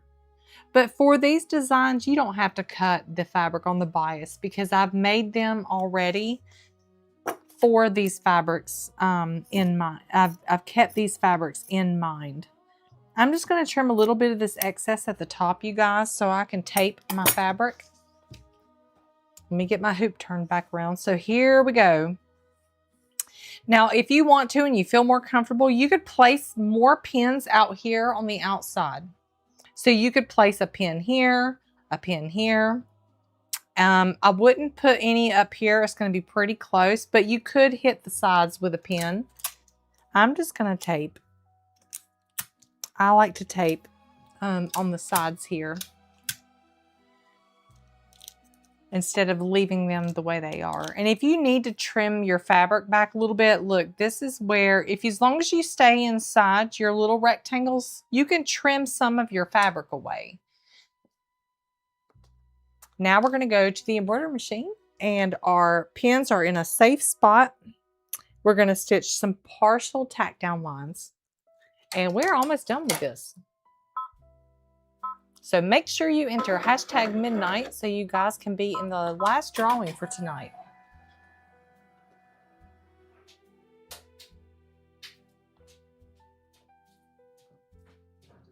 The ears, Marilyn asked, do the ears stay folded out for this part? Yes. If you are making Eat an Elephant right now, you want to leave your ears out and your arms. If you have sewn in arms, leave those out as well. The machine's not going to stitch over it. And you definitely want to skip a stitch before you go and stitch this step. Yes, make sure you enter #midnight. So Melissa, she asked a good question. She says, can you do the Fiona Fairy or the Willow Fairy? I don't know why I'm struggling. So it's basically those dolls are made just like April and Juno with just the ears are different. Are you talking about the wings? Let me know. All right, so the ears are still folded out. See, they're safe because the machine just stitched right here at the top of the head. Okay, I just want to show you guys that. We are going to go back to the machine, but I just wanted to show you that one step there. We're going to go back to the machine and I'm going to skip a stitch. So I'm going to go to the machine. I'm going to stitch, go forward one stitch and the machine did its movement So now I don't have to worry about the needle, if I had a single needle machine, running over anything like these pins or these ears, okay? We don't want that to happen. So skip a stitch, and I'm going to, I need to change colors. I forgot to change my color first. I want you guys to be able to see the tack down line. Okay. Yes, enter hashtag midnight because we're coming up on the last hooping to be finished. So Juanita Bell says, can you mention your 3D print machine again? I'm looking and wondering which one you have. So Juanita, I have the Bamboo Lab A1. It's the A1. It should be about $400, maybe $450 right now. If you wait till Black Friday, it's going to go on sale. But they get sold out really fast and they get back ordered. So just to give you guys a warning, if you're going to try to get that machine, they get back ordered. They'll come back in, but you would need to order it by, I would say, the beginning of November. But yeah, I have the Bamboo A1. My son has the Bamboo A1 Mini. It's a smaller hoop, quote unquote. It's the bed of the machine, which I believe I have. Here's my cooling plate that I have. Mine is a 10 inch by 10 inch by 10 inch. So that's the volume, 10 inches cubed. And my son has one that's 5 inches cubed. So this one's a lot bigger. But yeah, it's the A1, Juanita. And I'm actually going to bring it in the room here, and you guys will be able to see it. I'll have things printing on it while we're making stuff on the embroidery machine, just so you guys can see what's going on, because we have testing of doll joints that we have to do. Here is the lower tack down lines for the lower body. Again, if you had your arms folded out, they would be safe. Nothing would happen to them at this point. The next step is going to be to stitch over the legs. Okay, so now we're going to go back to the machine and we are going to be stitching over the legs. I do want to say something to you, okay? If you have decided, or you have a small machine and you're like, Rebecca, I don't want to stitch over this thickness, the ears or the arms or the legs. If that thickness of fabric is just too much for my machine, that is okay. You can still make this project. Let me explain how you would do that. You would get to this point, and then you would go and flip your hoop over, and you would take your project to the to your sewing machine. You would unhoop the stabilizer, but you would leave the fabric attached. You would stuff your ears inside and your arms and your legs. And then you have this convenient line on the stabilizer for you to use as a sewing guide, so that if things are too thick as far as, you know, like the thickness of your fabric, or you just feel more comfortable, you have a perfect little guideline there so that you can do this last step on the sewing machine if you feel more comfortable. But right now, what we are going to stitch is the tack down for the legs here at the bottom.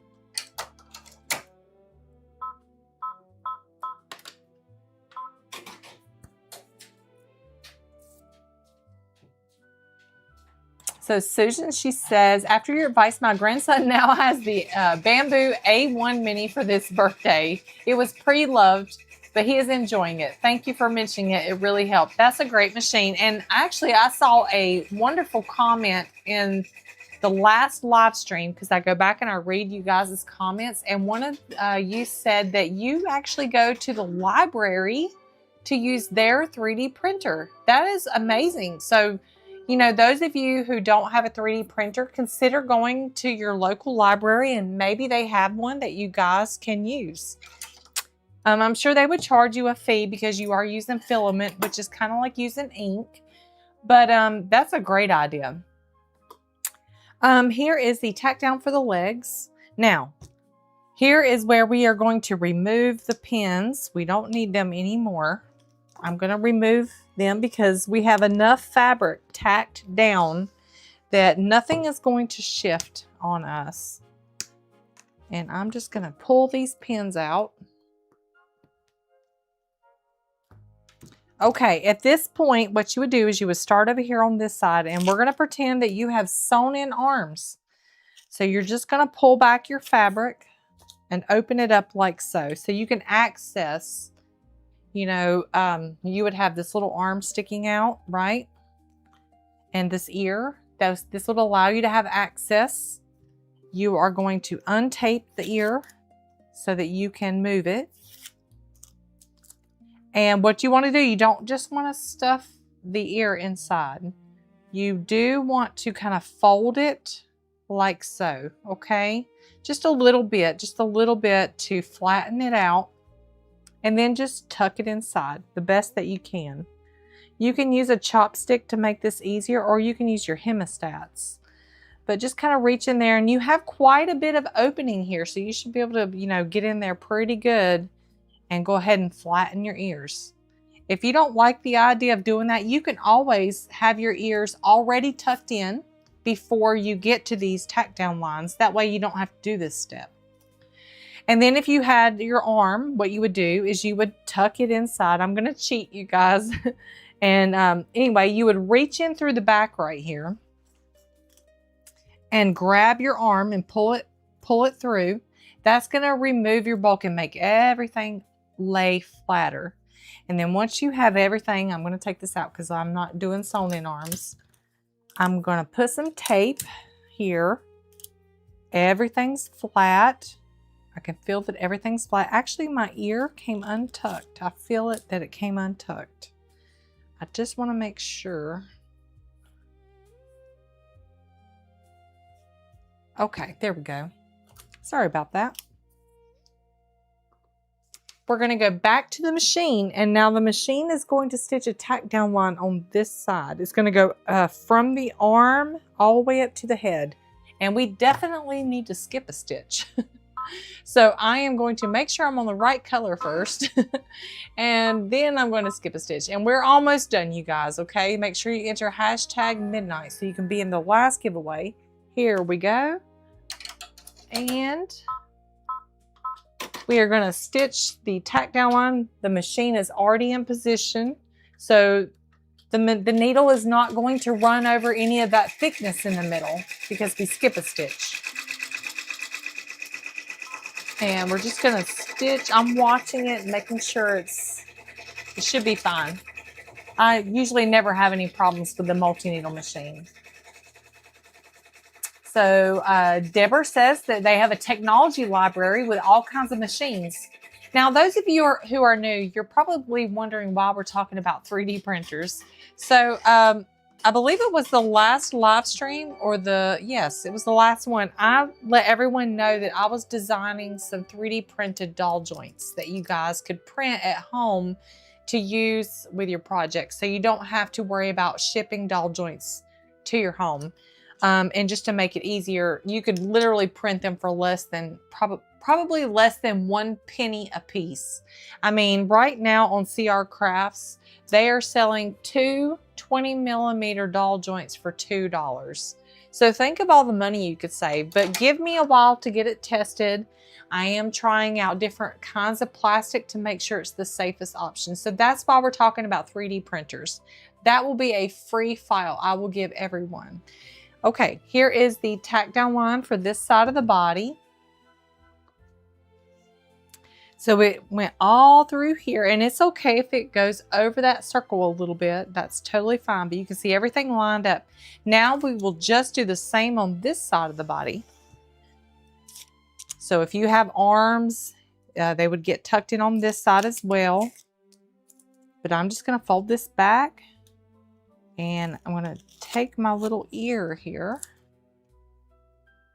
and fold it like so. And tuck it underneath. Now I do have a bump, so that's why we skip a stitch. The bump is okay, and you can reach in here with your hemostats and a stick if you want to, and just kind of smooth things out. And if you really want to have more control, you can always do this ear folding before you put the back on. And now I'm just going to tape this in place. And then you would tuck your arm in as well. And like I said, if any time this is uncomfortable for you, you always have the option to use your sewing machine to finish. So maybe you got this side done, but now the bulk is too much. You can always just finish this side on your sewing machine. Okay, so here's what it looks like. Let me show you from the side profile. Can you guys see the thickness? We're going to skip a stitch. That way our machine's not going to run over that. So let me make sure I have the right color. And I'm going to go one stitch. And this is the last color. We're almost done. Get ready for a giveaway in just a minute. I'm going to go ahead and stitch this last color step. We are not going to unhoop this and trim it and turn it right side out because I already have done that for you guys. But before we leave, while that's sewing, I do want to show you guys something about the doll joint arms. Let me get a piece of paper. The doll joint arms for this design is a little bit different. I'm going to draw it on a piece of paper, okay, to show you. So you understand. So whenever you make the doll joint arms, let me get a Sharpie marker. Where is it? Here we go. The doll joint arms. For the elephant only, you are going to have a circle and a circle and a box. Okay? You want to cut a piece of fabric that is long. So instead of cutting two pieces of fabric like this that would cover this box, you're actually going to cut a piece of fabric that is as wide as this. So that's good. Okay, but now the length of it needs to be double times 2. So this is actually a center line for your fabric. So your fabric is going to be twice as tall as this box. It's going to come all the way to here and hang over your hoop. What you're going to do with the hooping is you are going to put your little felt circles, like you would cut little circles from felt and you would glue them here. Then you would lay down your fabric and look how long this fabric is. Let me zoom out. This is for the arms, okay? We just ran out of time. I was going to show you how to make them, but this is the arms. So you would place the fold just like we did with, what did we do with the fold? The face. That's right. We had a big piece of fabric for the face and it would go on this line like this, right? And then you would unfold it. You would stitch your doll joint circles up here and then it would stitch a basting line and then you would stitch your toenails down here. Okay. And then what would happen is you would peel up the fabric and you would loosen the circles and then the fabric is going to catch on that basting line. And then you will have like a little sandwich like this with your little toenails underneath. They'll be stitched on the stabilizer and you'll have your little back side of your doll joint arms with the circles. And then you would stitch the final tack down. And then your arms would look like this. I actually am going to I forgot. I did want to show you guys something. We are going to look at our elephant real quick because I want to show you guys how to insert the doll joint arm. I know a lot of you are really scared of doll joints, but I promise you they are not as scary as you think. So let me get this sucker out of the hoop as fast as I can. I'm going to trim it actually with regular scissors. So let me just show you really quick before we end tonight. We're going to look at Eden. Elephant. I'm going to show you her, my Eden that I finished. You're going to go all the way around. There is another step to this doll. Go all the way around. You're just trimming. Your opening is on the back so you don't have to have any flaps, right? And then we will remove the stabilizer. So get it out of the way.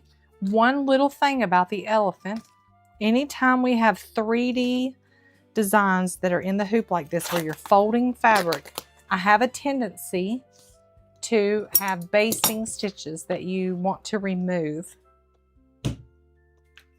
So what you will do with your little elephant before you turn it right side out is you will locate that basting stitch, okay? And you're just gonna snip it a few times. You don't have to go crazy.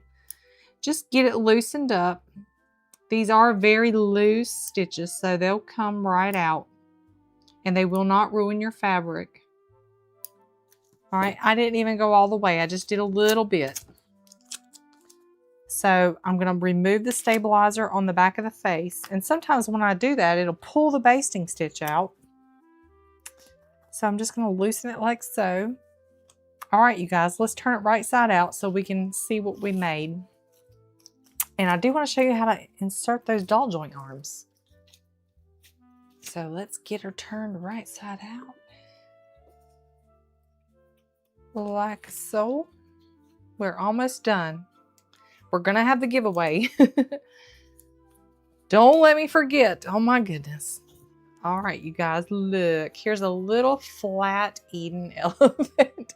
Where's her nose at? It's inside. We're going to poke it out with a hemostats or something.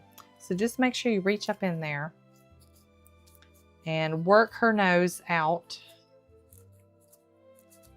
like so, okay? When you stuff your elephant, start with the nose, the tip of the nose, and work your way up.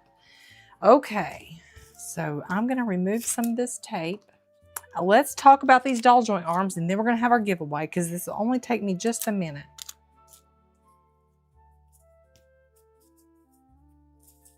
Okay, so doll joint arms, please don't be afraid of them. Here is our doll joint arm.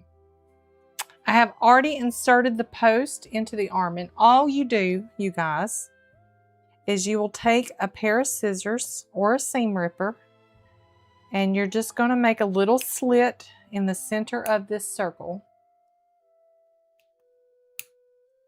I'm going to zoom you in so you can see what I'm doing really well. I made a little slit. Here's our doll joints. I'm using 30 millimeter on an 8x12. And doll joints come with 3 pieces. Let me just find another walking disc. Well, good grief. I grabbed everything but what I need in this bag. All right, 3 pieces. All right, let me show you how easy doll joints are. So what I did was I took this post and I just put it inside the arm. I like to put it post first. Okay, go ahead and get it started coming out of the hole. And then you can work this up and look. Okay, that's probably the hardest part. Now, you got to make sure that your arms are going to be on the right side of the body. So what I like to do is go ahead and figure it out. So we want the stuffing hole to be on the back of the body. Okay, so I know that my arms are going to go on like this. Now we also have the doll joint circles on the body of our elephant. So we're going to go ahead and cut a slit there as well.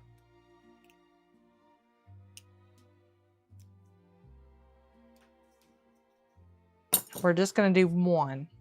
So make sure that you have the right arm to the right side of the body. You're just going to take this post and you're going to push it inside through that circle. It's going to be a pretty tight fit. You can cut it a little bit more if you need to. Make sure you push the post all the way. So do you see what we have going on here? Here's our little arm, our elephant, right? And I'm reaching through the back of her body. Now what you need is the flat part of the washer. This one does not click or do anything. It just slides over the post like so. Then you need the actual locking piece. And some doll joints only come with a post and a locking piece. They don't have a washer. I don't prefer to use those kind. Then you just put this little locking disc on. I like to get it started with one little snap. I can still remove it at this point if I want to, but it's just one snap. And I'm inside the body, okay? If you can see, I'm just gonna grab it and watch. Listen. Actually, let me do this so you guys can see it really well. All right, I want you to watch. That's all there is to it. And now your arm is completely attached to your elephant. You don't have to hand sew it on. And I don't have it with me in here tonight, but sometimes what I will do, and I'll give you one last tip. If you don't like this little post sticking out, you can take a pair of wire cutters or wire snips, and I'm just going to pretend these are wire snips. And you can cut off a little bit of the post. Like you can cut half of it off and your doll joint will still work perfectly, but you won't have this long post. So you can cut it a little bit. You might need your husband's help because you are cutting through the plastic.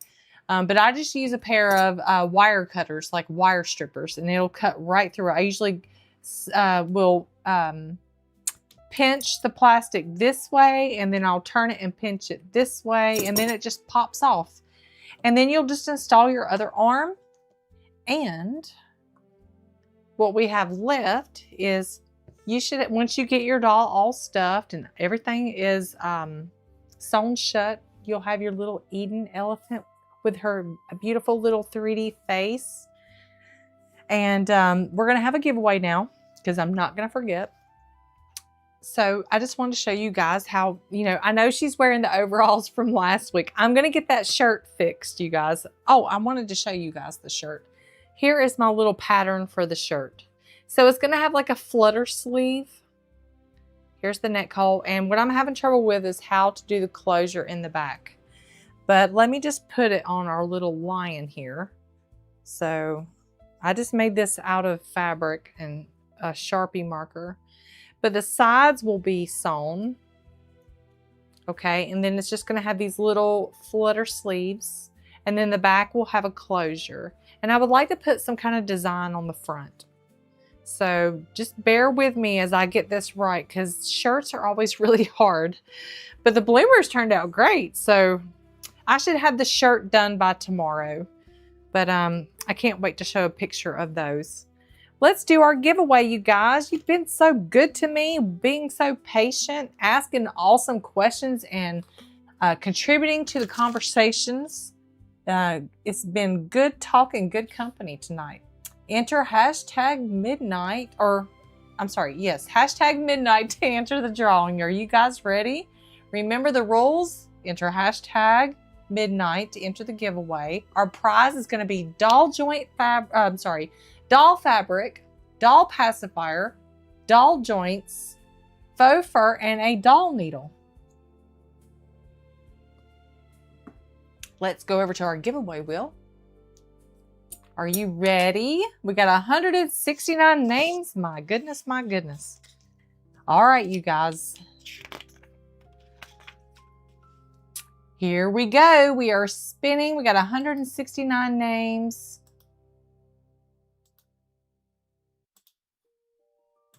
And here we go. Who's it gonna be? Who's our lucky winner tonight? We have Cynthia Malik. Cynthia Malik. If I say your name wrong, don't be mad at me. Cynthia Malik, 6665. Congratulations, Cynthia. You have won our doll joint kit, or doll kit. And let me just remind you again what the rules are. So please contact me through the website within 7 days. Include your YouTube profile name and include your max hoop size so that I know what doll joint, or I'm sorry, what pacifier to send to you. You guys, I have a big surprise planned for you next week. I have something completely free and brand new that you'll be able to get on the website, and we're going to make it together. And that's what I want this show to be about. Me giving you things that you can make. So be on the lookout for that. There will be some newsletters that you can get the design directly off the website and be ready to make it with me. If you don't want to make it with me next week, you don't have to, but I think you will enjoy it. It'll be a lot of fun. And thank you guys for an amazing evening. It was so good to be back. I missed you guys last week. It actually made for a very long and hard week without having the live. Thank you for being patient with me. I know it was a crazy schedule. I want to see your elephants that you make on the Facebook group so I can share them. Have a beautiful evening, and I will see you next time on the Midnight Embroidery Show.